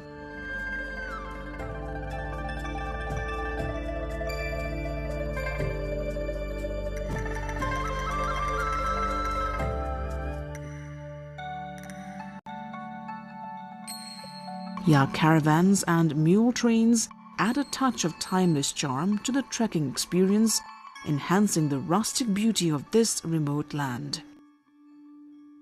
The village of Chalis, nestled in the lap of Ganesh Himal, is a cultural crossroads for the Gurung community. Visitors witness their unique traditions, hear their folk songs by evening fires, and enjoy their vibrant dances, which invite travelers to connect on a deeper level.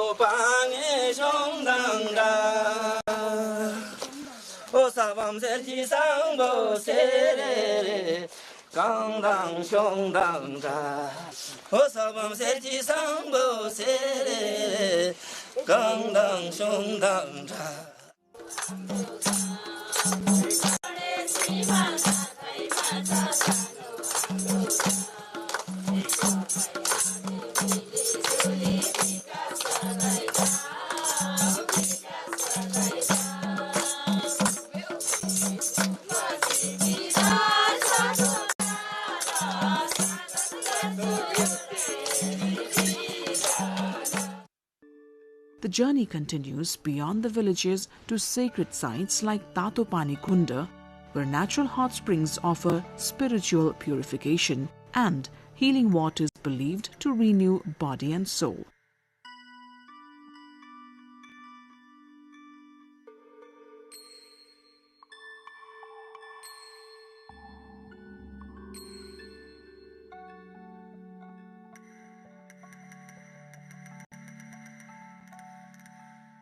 From there, hikers embark on a challenging yet rewarding trek to the holy Ganesh Kunda, a glacial pond named after Lord Ganesh.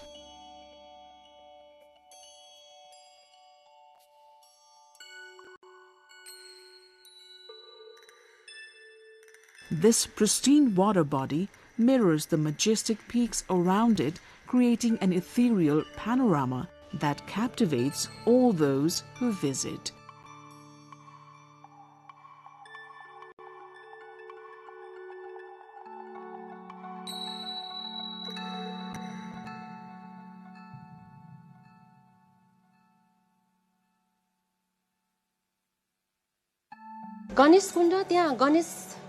Most Nepalese know very well that Ganesh Himal range is believed to be a place Hindu Lord Ganesh visits for rest and recreation. That is its speciality. With peaks ascending over 7,400 meters, Ganesh Himal stands as a guardian of this sacred valley.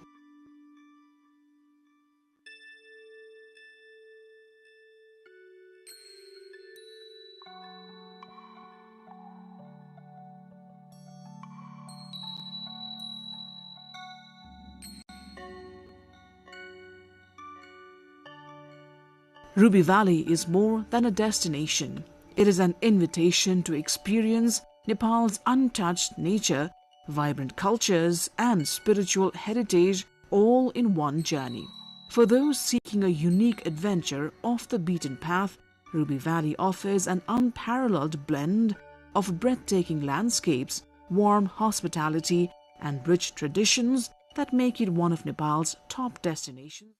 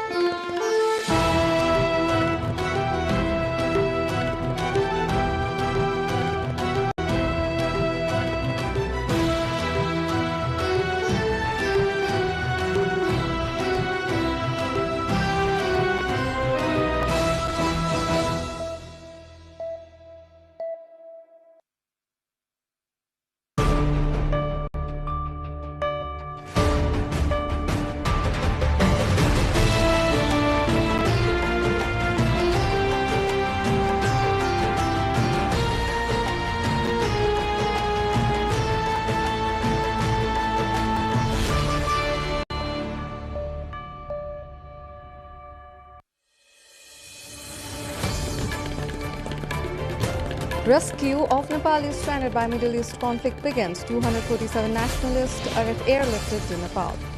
Illegal structures along the Pheva Lake in Nepal's Pokhara demolished moves follow Supreme Court's 2018 verdict. Middle East conflict drives price hike across Nepal. Households struggle as daily essentials become costlier.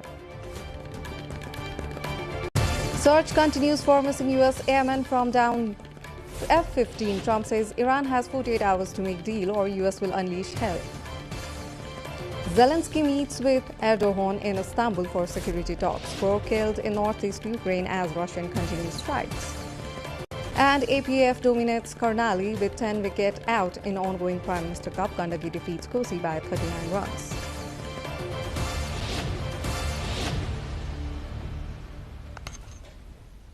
Good evening, I'm Suveksha Rajak and you're watching NTV World News Hour, coming up to you live from 2200 hours Nepal time. Now, the news in details. Nepal government has rescued 247 people from the conflict-hit Middle Eastern countries, including 192 men, 53 women, 1 child and 1 infant. Bodies of 4 Nepalis who died in the Middle East under non-war circumstances have been brought home.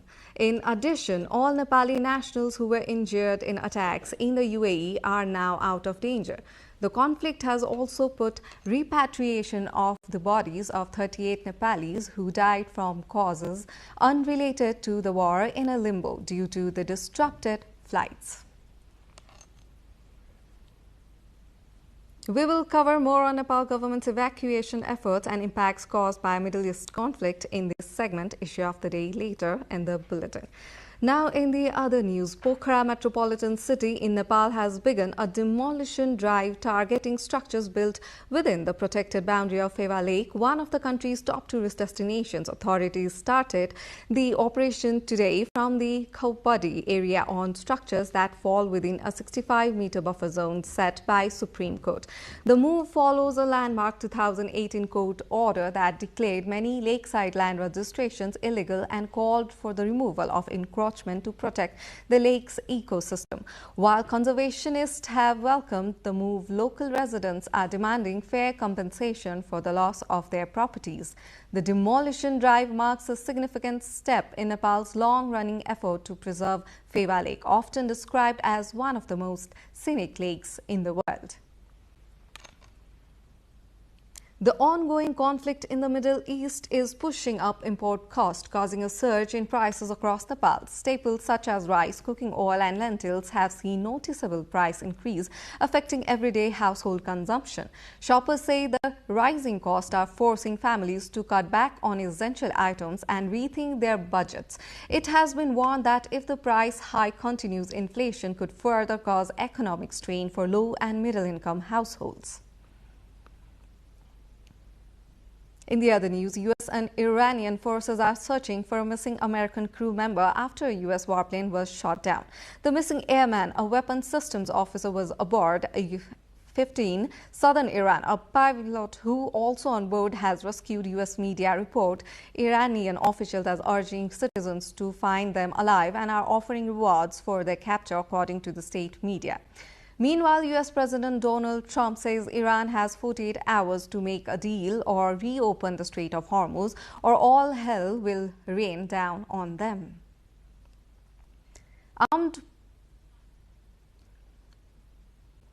Armed Police Force Club secured a dominant 10-wicket victory over Karnali province in today's PM Cup cricket tournament, highlighting a one-sided contest.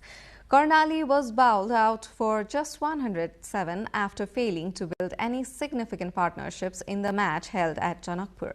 In response, armed police chased down the target of 108 comfortably, reaching it in 12 overs without losing a wicket. Gandaki province registered a 39-run victory over Kosi province in the men's PM Cup. Batting first, Gandaki scored 227 runs, loss of 7 wickets through steady partnerships. In reply, Kosi managed 188 runs with 9 wickets falling apart. Despite decent start in Gandaki's bowlers maintained control. From rescue flights bringing Nepalis home to soaring kitchen costs hitting families hard, our next stories reveal the human toll of Middle East crisis. Stay with us as we go through this in our Issue of the Day segment after this break.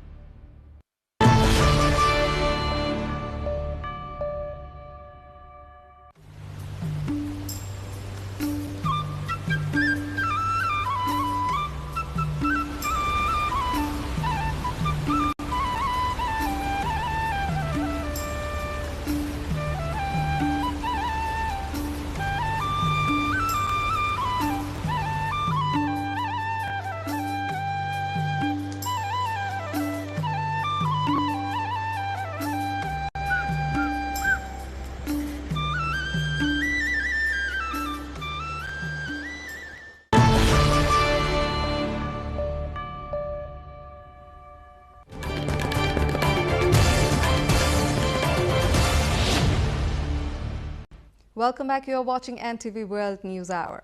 This is time for our Issue of the Day segment. Amid escalating tensions in the Middle East, the Nepal government has airlifted 247 people back to the country, along with those seeking repatriation, citing safety amid the evolving tensions in the Middle East. The aircraft also brought back remains of Nepalis who died in various circumstances there. Our teammate Bijeta Bhandari, along with our correspondent Anjir Singh Bika, brings the story. Nepal government on Saturday rescued 247 people from the conflict-hit Middle Eastern nations. Among those brought back home from Dubai via Nepal Airlines aircraft includes 1 infant and a child. Others are 192 men and 53 women. The aircraft also brought back 4 bodies of Nepalis who died under various circumstances in the Gulf countries. काठमाडौँसम्म पुर्याइदिनुस् भन्नुभयो हामीसँग सँगै राखेर लिएर आयौँ हामीले तर उहाँको घर पाल्पा हो उहाँ बोल्न पनि त्यति राम्रोसँग आउँदैन. In the latest conflict in the Middle East region, owing to the war between US, Israel and Iran, 7 Nepalis were injured. This happened after drone debris fell in the Ajman region of Abu Dhabi, UAE. The escalating conflict has put the lives of hundreds of thousands of Nepali workers who live in the region at risk, according to those who have been rescued and returned home. So far, 1 Nepali has died and 21 have been injured due to the ongoing Middle East conflict, and more than 86,000 Nepalis have registered their details in the online system provided by the Department of Consular Services to monitor and assess for potential rescue or evacuation efforts. Authorities have urged Nepalis to remain on high alert and stay in contact with their respective embassies. The Ministry of Foreign Affairs said embassies have been placed on on high alert and are continuously monitoring the situation. Currently, bodies of 38 Nepalis who lost their lives across various Middle East countries unrelated to the war are awaiting repatriation. The Ministry of Foreign Affairs cites the disrupted flights as complicating the process of management and transportation of the remains. Although the process of bringing bodies from cities such as Riyadh, Dubai, Jeddah and Abu Dhabi is ongoing, progress has been slow. अहिले चाहिँ भर्खरै दुबईबाट प्यासेन्जरहरू लिएर चाहिँ त्यो flight चाहिँ नेपाल फर्किएको छ। त्यसमा मैले केही यात्रुहरूसँग कुरा गर्दाखेरि कतिपयको स्थिति ठिकै रहेको मैले पाएँ भने कतिपय यात्रुहरूले स्थिति अत्यन्तै असहज भएको र नेपाल एयरलाइन्सले यो फ्लाइट गरेकोमा नेपाल एयरलाइन्सलाई धन्यवाद दिएको, नेपाल सरकारलाई धन्यवाद दिएको पनि मैले चाहिँ पाएँ। अब यसै गरेर भोलि पर्सि पनि फ्लाइटहरू एउटा फ्लाइट चाहिँ नेपाल एयरलाइन्सको जाने आउने छ। The evolving situation in the Middle East indicates potential impacts on the safety and rescue of hundreds of thousands of migrant Nepali workers. In the wake of ongoing crisis in the Middle East, the Ministry of Foreign Affairs has activated hotlines and rapid response teams across its mission to assist Nepalis facing difficulties abroad. MOFA spokesperson Lok Bahadur Paudel Chetri says 86,420 Nepali nationals have already registered in the online system for their evacuations. हाम्रो 10 न्युहरूमा पनि hotline राखिएको र त्यहाँबाट समस्यामा परेका नेपालीहरूको विवरण लिने र समन्वय गर्ने काम हालसम्म यथावत नै रहेको छ। हालसम्म 9वटा न्युहरूमा र्यापिड रेस्पोन्स टिम गठन भई ती टिमहरू सक्रिय रूपमा काम गरिरहेको अवस्था पनि रहेको छ। जानकारी समन्वय र सम्भावित उद्धारको हिसाबले सूचना प्रविधिको प्रयोग गरी उक्त क्षेत्रमा रहेका नेपालीहरूको विवरण सङ्कलन कार्य अति नै महत्त्वपूर्ण हुने भएकोले सोका लागि कन्सुलर सेवा विभागबाट जुन अनलाइन दर्ता प्रणाली ल्याइएको छ, प्रयोगमा ल्याइएको छ, उक्त प्रणालीमा हालसम्म 86,420 जनाले आफ्नो नाम दर्ता गराउनु भएको छ। The ripple effects of the Mid-East conflicts are now hitting kitchen tables in Nepal as prices of daily essentials continue to surge. From rice to cooking oil, consumers say the cost of basic survival is climbing beyond reach. Our teammate Diksha Avasti, along with our correspondent Kamala Aryal, digs more. यो दैनिक उपभोक्ता सामानहरू चाहिँ अत्याधिक मात्रामा rate बढेको कारणले गर्दा सामान्य जीवनशैली बिताउने मान्छेहरूदेखि लिएर अलिकति दैनिक तपाईलाई कमाउँदै जीवन बिताउने मान्छेलाई त गाह्रो भयो। पराय त सबैमा बढिसकेको छ। ग्यास सिलिन्डर भयो, चामल भयो, चिनी भयो, तेल भयो, डिजल सबैमा बढिसकेको छ। These are the concerns raised by the consumers, and the numbers tell a gloomy story. A 25 kg sack of rice that cost about $16 to $17 a month and a half ago now sells for around $18. Sunflower oil had jumped from roughly $13 to $15 per carton to as high as $22. Pulses and legumes are up by about $0.15 per kilogram. With daily wages unchanged, consumers say even a simple meal is becoming a luxury. पहिलाको भन्दा त अहिले केही समयमा सामानको rate चाहिँ अत्याधिकै बढेको जस्तो छ हैन। जस्तै दाल, चामल, चिनी, गेडागुडीहरू भयो। पहिला गेडागुडी 100 रुपैयाँ किलो पाइन्थ्यो भने अहिले 120-30 भन्न थालेछन्। Traders say they are caught in a bind. Wholesale prices have risen sharply in just 1 to 2 months, leaving them no choices but to raise retail prices. If they increase prices, customers protest. If they don't, shortages spark complaints. गेडागुडीमा बढेको छ हजुर। गेडागुडीमा जस्तै अब प्रति KG 5 देखि 20 रुपैयाँ प्रति केजीमा बढेको छ। अनि दालहरुमा पनि 5 देखि हैन 20 रुपैयाँ नै बढेको छ। तेलहरुको त समस्या धेरै नै छ। मूल्य बढ्ने चावलहरुमा हो अनि तेलमा पनि धेरै आसमान छुयो। पेट्रोल डिजलमा पनि तपाईलाई थाहै छ दिनका दिन बढिरहेछ 15 को दरले।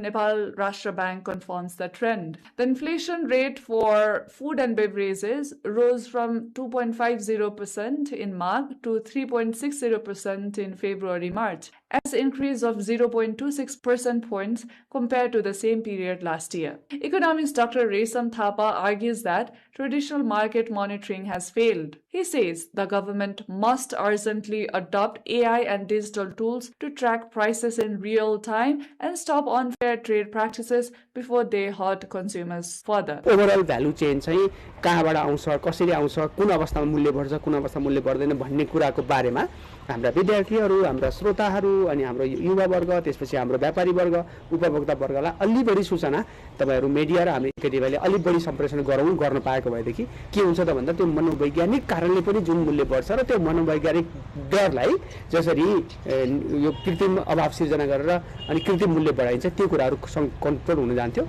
In the past, traders and middlemen have raised prices arbitrarily, citing everything from supply disruptions to global crisis. Authorities claim they are monitoring the situation, but consumers say they remain the hardest hit. As the conflict in Middle East shows no signs of easing, consumers are demanding more than promises. They want strict action against black marketing, artificial shortages, and unjustified price hikes before the next meal becomes out of reach. The ongoing conflict in the Middle East is taking a toll on Nepal's tourism sector as well, with Pokhara, one of the country's most popular destinations, seeing international arrivals nearly halved. Hotels that previously recorded occupancy rates of 65 to 70% are now struggling to fill even 30 to 35% of rooms as cancellations by international visitors spike by 70%. Our colleague Rojina Rai digs deeper in this next story. The impact of Middle East tensions is clearly visible across Nepal's tourism sector, particularly in Pokhara, where daily international arrivals have nearly halved compared to previous seasons. Previously, Pokhara recorded hotel occupancy rates of around 65% to 70% during this period. However, the city is currently struggling to reach even 30 to 35%, with a reported 70% spike in cancellations by international visitors. Gopi Bahadur Bhattrai, coordinator of the Pokhara visit here, said that the Middle East conflict has disrupted international flight corridors, directly affecting the city's tourism economy. March and April, typically considered ideal months for tourism in Pokhara city due to clear weather and uninterrupted views of the Annapurna and Machapuchre ranges, have instead seen a slowdown in arrivals.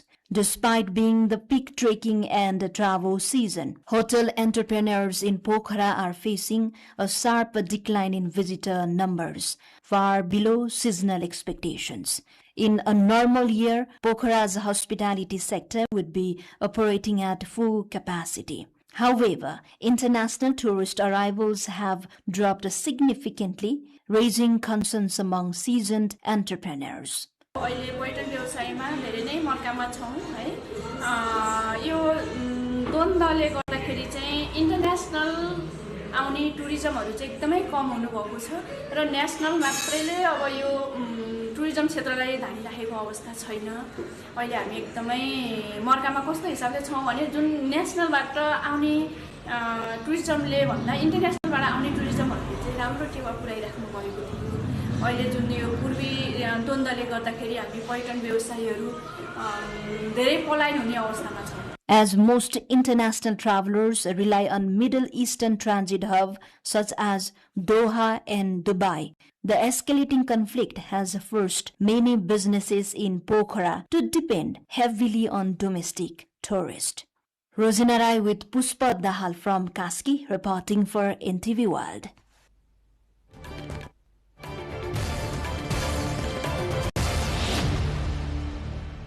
Welcome back. You're watching NTV World News Hour, and this is time for our cover story. From stalled housing to land disputes, the Mushahar community in Janakpur faces a double crisis. We will hear their voices in our cover story after this break.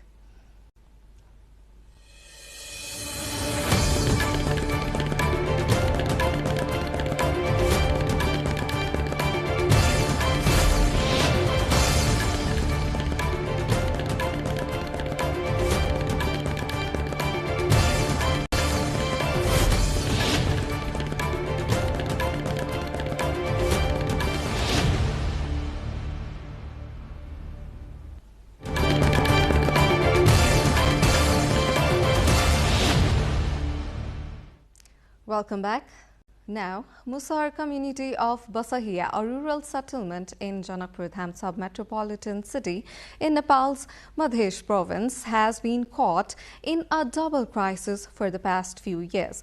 A land dispute with the Gulmi Sansthan on one side and stalled incomplete houses built by the Public Housing Authority on the other. Our colleague Smitu Ghising Tamang, along with our local correspondent from Dhanusha, Sanjay Kumar Shah, sheds light on the flight. The houses constructed for the Musahar community in Basahia, Ward number 24 of Janakpur Dham sub-metropolitan city remain unfinished. The Musahars are one of Nepal's most marginalized Dalit communities, traditionally landless and dependent on daily wage labor. Construction of their homes was halted after only the plinth level was completed. Left with no option, the residents finished the walls and roof themselves and have since been living in makeshift huts within these incomplete structures under the Janakpur Dham housing program, a government initiative meant to provide affordable housing to the destitutes.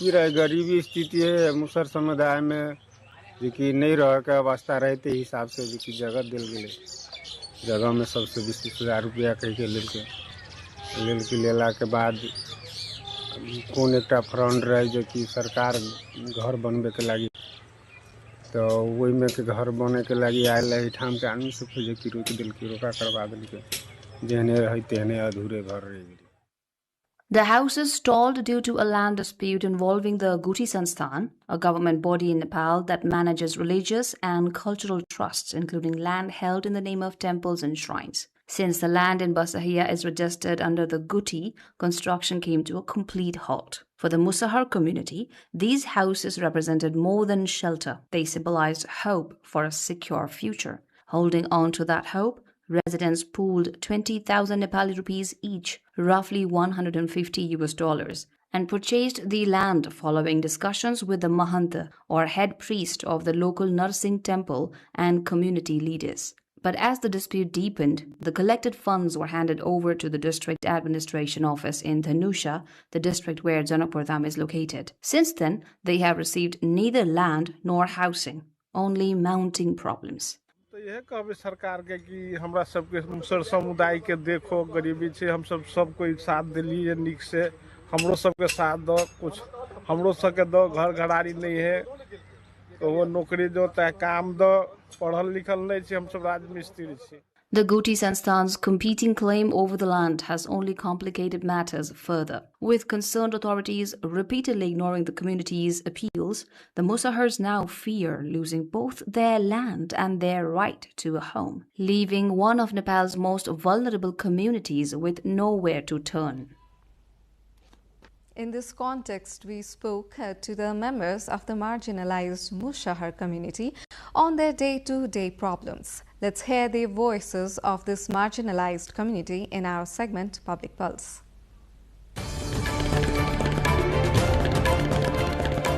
वास्तव में मुसहर समुदाय को धेरै समस्या छ.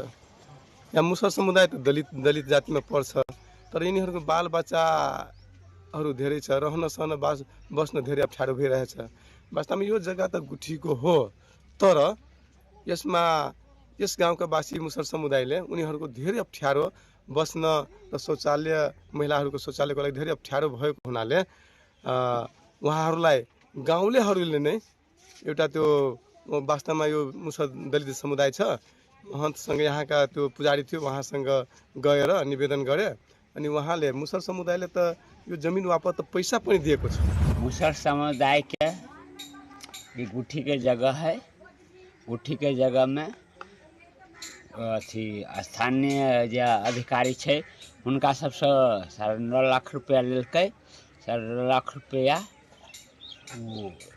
जिला अधिकारी उसब आपस ल लेलकै आ घर बनबे के कच्चा घर बनबे के लेल उनका सबके अधिकार देने छथिन. यहाँ के तैनाती अंतर्गत जगह छे ये 46 बीघा भीतर में जगह छे. यहाँ के रिटर्न ई नमरी नहीं भ सकै छे. बसोबास त भ गेले मगर बसोबास भेलू के बाद ई मुसहर समुदाय बैस गेले. यहाँ के तैनाती अंतर्गत जगह ई नमरी नहीं भ सकै छे. नेपाल सरकार के ऐन में लिखले नहीं छे. यदि ऐन में लिखल होते तो हम सब तो विराम ना करबे। जे मुसर समुदाय सब जे अबै छै वहाँ जे हम जे कॉलो जे हुनकर जे गाड़बै तऽ हुनका सबसे सलाहे लऽ के गाड़ऽ पड़तै, नहि तऽ कॉलो नहि गाड़ऽ जेतै। आ टॉयलेटो के संबंध में हमरा बहुत समस्या हो रहल है। हम हुनका सबके जे कोनो बात जे करिए कि हमरा समस्या है, कानून के तोहमे नहीं उ हमरा मिली दिए के लागी तऽ तै के लऽ कऽ हम अहाँ के नहीं कह सकै छियै।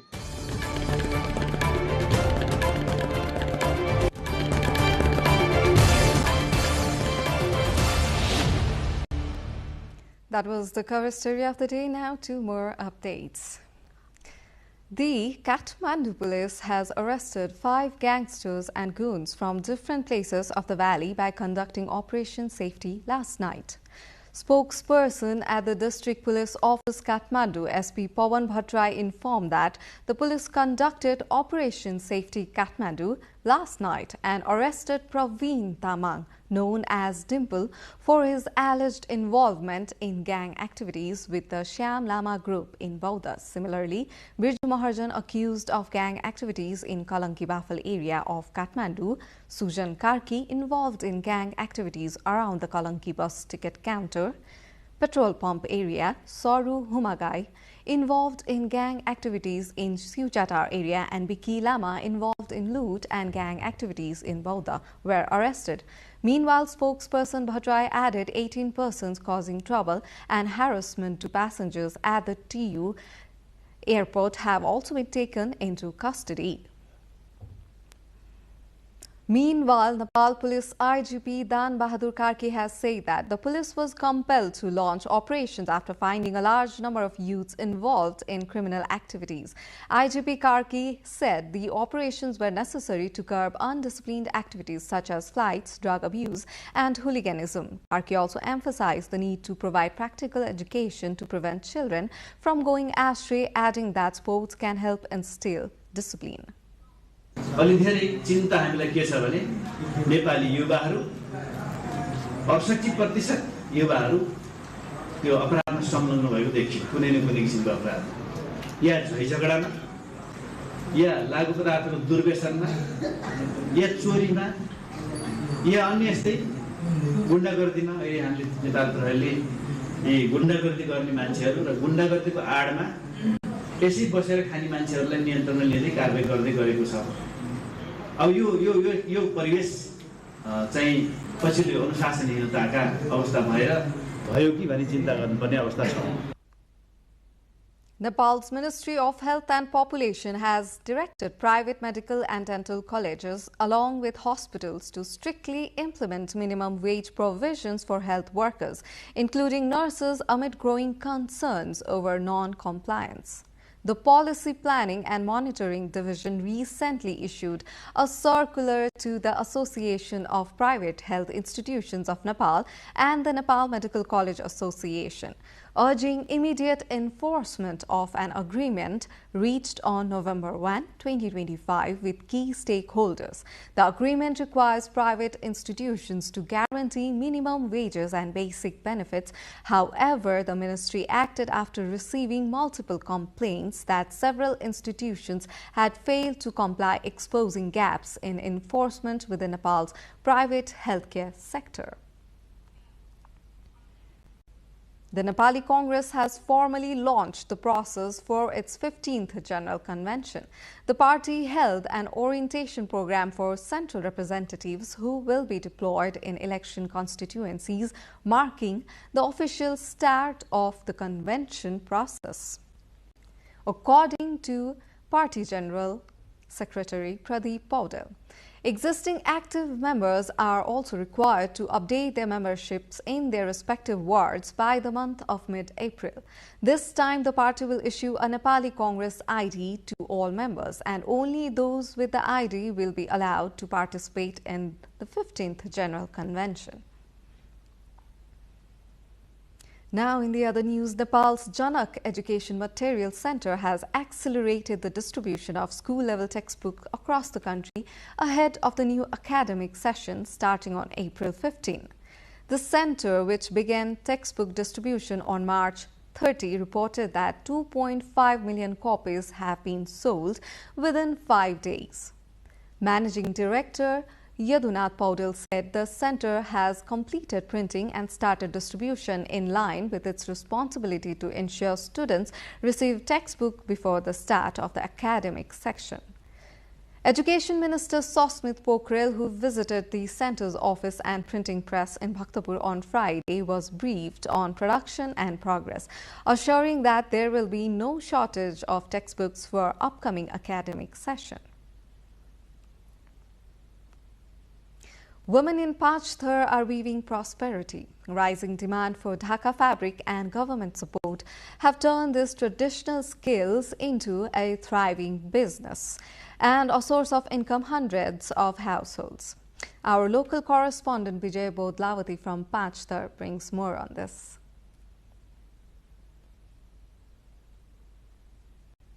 The historic and religious site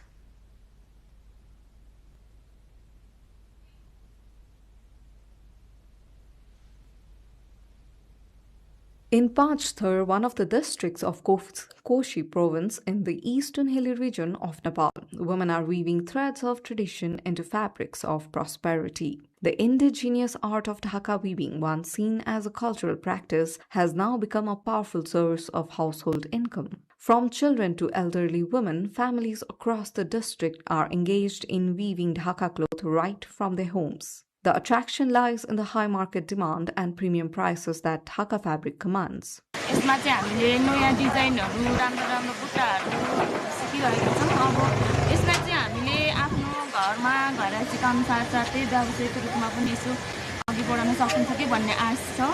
As a result, hundreds of households are sustaining themselves and improving their livelihoods through this craft. Local governments have stepped forward to support this growing profession. They are providing weaving looms, training programs, and financial incentives to ensure that women can turn their skills into sustainable industries. Representatives say the initiatives are not only preserving cultural heritage but also fueling rural economic growth. यो मौलिक पहिचान चाहिँ हाम्रो अग्रज आमा दिदी बहिनीहरु जो आदिवासी जनजातिको आमा दिदी बहिनी हुनुहुन्थ्यो उहाँहरु परापूर्वकदेखि नै ढाका खाडी लुगाहरू आफै तान लगाएर बनाएर आउनु भएको व्यवसाय गर्नु भएको यसलाई मौलिक पहिचानको रूपमा पनि राख्नुपर्छ र यसलाई संस्कृतिको रूपमा जगेर्ना पनि गर्नुपर्छ भन्ने हाम्रो उद्देश्य हो र यसलाई सँगसँगै आम्दानीको स्रोत पनि बनाउने व्यवसाय पनि बनाउने उद्यमी पनि बनाउने हाम्रो सोचका साथ यो काम हामीले अगाडि बढाएका छौं.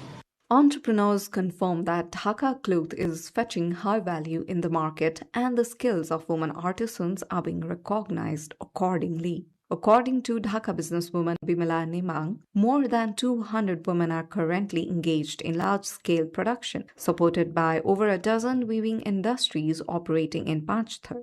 एकदम धेरै महँगो भनेर चाहिँ ढाका भन्ने गरिन्छ तर अहिले धेरै बजारको मार्केट एकदम धेरै बढिरहेको कारणले गर्दाखेरि ढाका खपत भएको छ. This surge in Dhaka weaving is more than just an economic activity. It is a credible example of women's resilience, creativity and contribution to local development. As Pachthar's women continue to weave, they are not only preserving tradition but also driving economic transformation in their communities. The historic and religious site of Bhairavi Temple in Nepal's central district of Nuwakot has celebrated the Sinduri Jatra. The festival, which is over 500 years old, is observed with special ritual and grandeur. Sinduri Jatra, known for its long chariot procession that spans Nuwakot and beyond, continues for about 1.5 months at Bhairavi Temple, Jalbadevi temples. Representatives of the government of Nepal marked this year's festival by applying sindure or vermilion powder to the temple priests Thami and Dhamini as a symbol of victory that happened in Baisakh Shukla Dvitiya of Nepali lunar calendar. International news coming up next, but before that, let's have a recap of the headlines.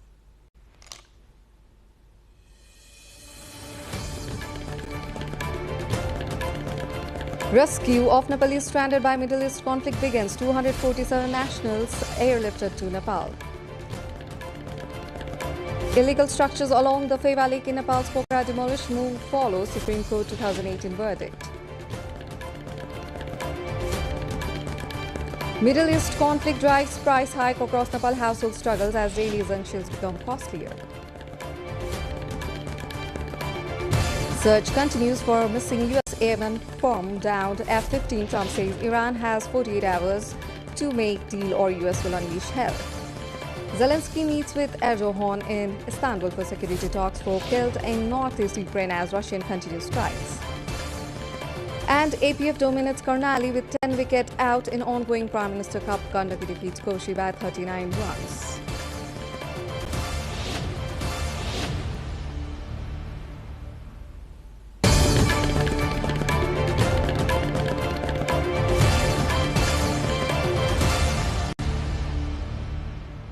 Time now for international updates. Ukrainian President Volodymyr Zelensky arrived in Istanbul on Saturday for security talks with Turkish counterpart Recep Tayyip Erdogan.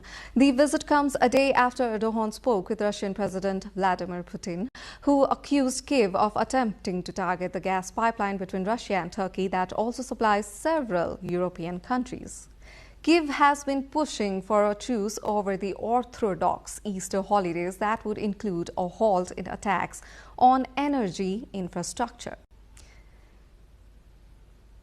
Meanwhile, Russian air attacks on northeast Ukraine over the past 24 hours have killed at least 4 people and injured 11 others, according to Kharkiv's regional governor.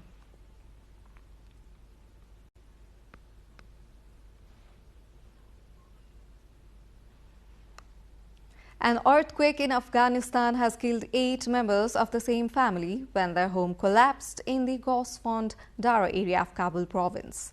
The 5.8 magnitude quake struck at 8:42 p.m. local time on Friday at a depth of 186 kilometers. The U.S. Geological Survey said the epicenter was in the northeastern province of Badakhshan. There were no immediate reports of injuries or damage in areas closer to the epicenter. Strong tremors were felt in multiple parts of Afghanistan, including Kabul and the Indian capital, New Delhi. Cuba has begun releasing prisoners after saying it would free 2010 as a humanitarian and sovereign gesture while facing continued pressure from the U.S.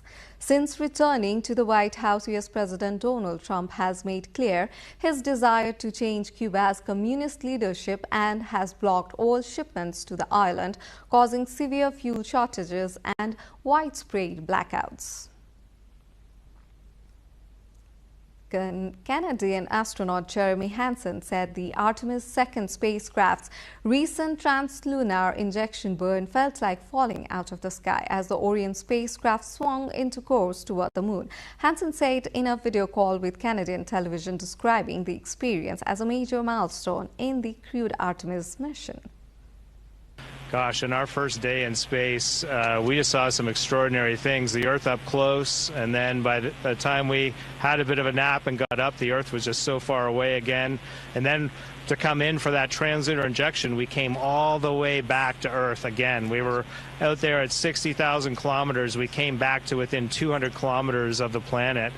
And it just felt like we were falling out of the sky back to Earth. And I said to Reed, it feels like we're going to hit it. It's amazing that we're actually going to go around and miss this thing. It was just so close. And so to take all of that in was really phenomenal.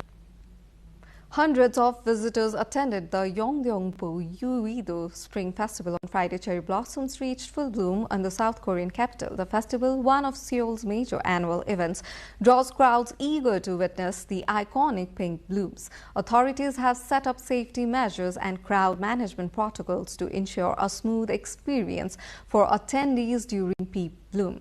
The festival continues throughout the week, offering cultural performances, food stalls, and public viewing areas for both locals and tourists. Across the globe, Christians observed Good Friday with processions, parades, and reenactments of Jesus' crucifixion amid ongoing conflicts and security restrictions. In Seoul, South Koreans marched in costumes at Gwanghwamun Square, while inmates in Honduras staged live Station of the Cross with colorful sawdust carpets. In Gaza and South Sudan, worshippers held solemn services and marches despite fragile ceasefire and unrest. Pope Leo XIV led his first Good Friday liturgy at St. Peter's Basilica, and a small procession took place along Jerusalem's Via Dolorosa, with holy sites largely closed due to Middle East conflict. In the Philippines, thousands gathered for dramatic reenactments underrated by rising fuel prices linked to the war.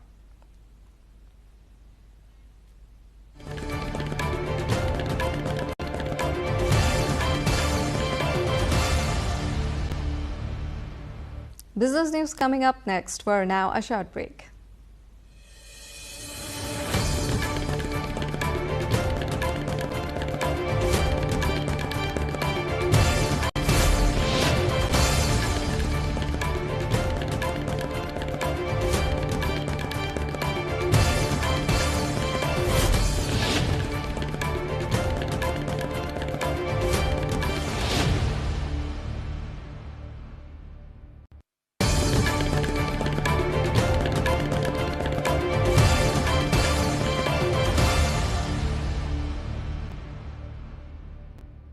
Sri Lanka is struggling to avoid another economic collapse as the Middle East war drives up energy costs and worsens the impact of a deadly cyclone. President Anura Kumara Dissanayake has rationed fuel, raised prices and increased electricity costs, triggering panic buying and fears of a repeat of 2022 crisis. That earlier collapse saw inflation soar and led to mass protests that forced former President Gotabaya Rajapaksa from power. Now, opposition groups warn public anger could rise again, though many people are still coping with daily hardships rather than protesting.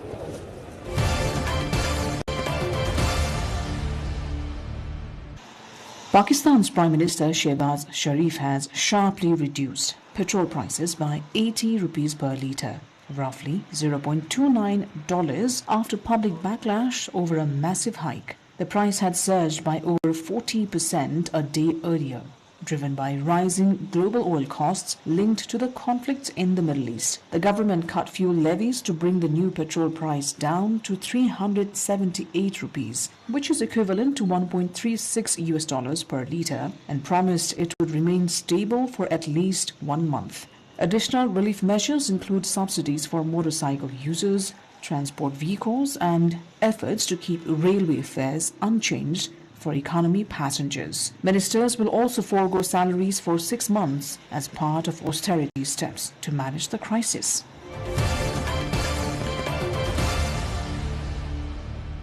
The global aviation industry is facing a jet fuel crisis as rising energy costs from the Middle East conflict force airlines to increase fares. Chinese carriers, including Air China and China Southern Airlines, is set to raise domestic fuel surcharges from April 5, while Cathay Pacific has hiked surcharges by 34% already. Air New Zealand suspended full-year profit guidance, and U.S. carriers like American Airlines and United Airlines face hundreds of millions in added costs, trimming unprofitable routes. Scandinavian Airlines plans 1,000 flight cancellations, and Japanese carriers are set to raise surcharges on international flights from June. The surge in fuel costs is linked to disruptions in the Strait of Hormuz, a key shipping route, causing global oil prices to spike.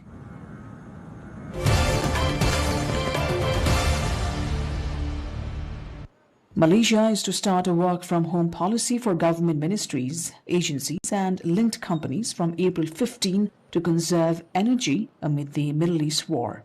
Prime Minister Anwar Ibrahim announced the move in the wake of rising global crude prices and Iran's effective closure of the Strait of Hormuz impact fuel supplies, prompting a cut in the monthly subsidized petrol quota from 300 to 200 litres. Unsubsidized fuel prices will continue to track global markets. Malaysian tankers from Petronas, Sapura and MISC are awaiting clearance to pass the strait safely, with Iran assuring exemption from any prospective tolls.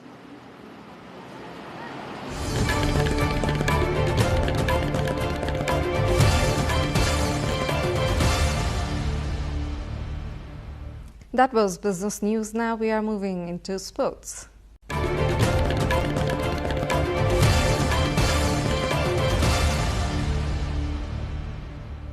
At least one person has died and 47 others were injured following a chaotic incident at Alejandro Villanueva Stadium in Peru's capital. Authorities confirmed, raising fresh concerns over crowd safety at major sporting events. Emergency services, including ambulances and police, rushed to the scene as panic unfolded during a rally ahead of high-profile derby involving Alianza Lima. Initial reports suggested the tragedy was caused by the collapse of part of stadium wall as investigations continue. However, the club later rejected that claim, stating the incident was not due to structural failure, leaving the exact cause unclear. The incident has intensified scrutiny over event management and safety protocols in large public gatherings, particularly in high-stakes football environments. French financial prosecutors have dropped their investigation into Tony Estanguet, president of the Paris 2024 Olympics Organizing Committee, over questions about his salary, finding no evidence of criminal wrongdoing. Estanguet maintained he was not involved in setting his pay, and the decision effectively closes the case, clearing him of any misconduct. The decision brings relief to the Paris 2024 Organizing Committee as preparations continue for the Games scheduled to begin in July. A centuries-old tradition returned with intensity as players battled for supremacy at the annual British and World Marble Championship held on a scent-covered outdoor ring outside a pub in England, a contest that has endured since the 1930s. In a tightly contested team final, a UK side narrowly defeated their German rivals 25-23, underscoring the enduring competitiveness of the niche but fiercely followed sport. Leading the victorious Tolly men team, Captain Daniel Aichi-sun described the game's lifelong appeal. Once drawn in, players rarely walk away. Despite its modest setting, the championship continues to attract international participation, blending tradition, skill and national pride in a uniquely British sporting spectacle.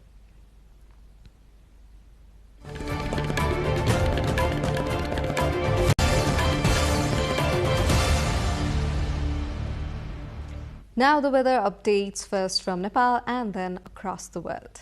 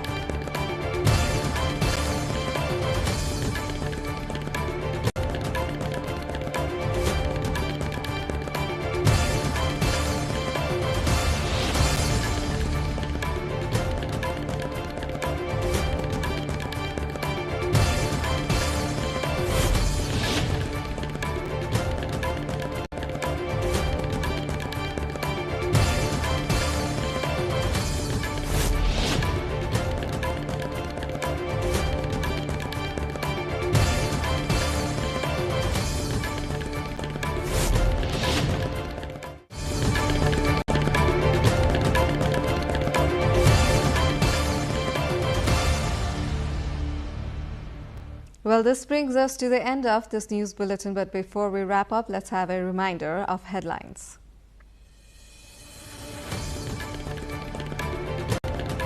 Rescue of Nepali stranded by Middle East conflict begins. 247 nationals airlifted to Nepal. Illegal structures along the Pheva Lake in Nepal's Pokhara demolished to follow Supreme Court's 2018 verdict.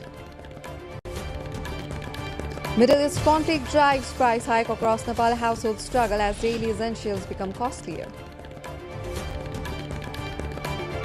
Search continues for missing U.S. airmen from downed F-15. Trump says Iran has 48 hours to make deal or U.S. will unleash hell. Zelensky meets with Erdogan in Istanbul for security talks. 4 killed in northeast Ukraine as Russian country strikes. And APF dominates Karnali with 10 wicket out in ongoing Prime Minister Cup. Gandaki defeats Koshi by 39 runs.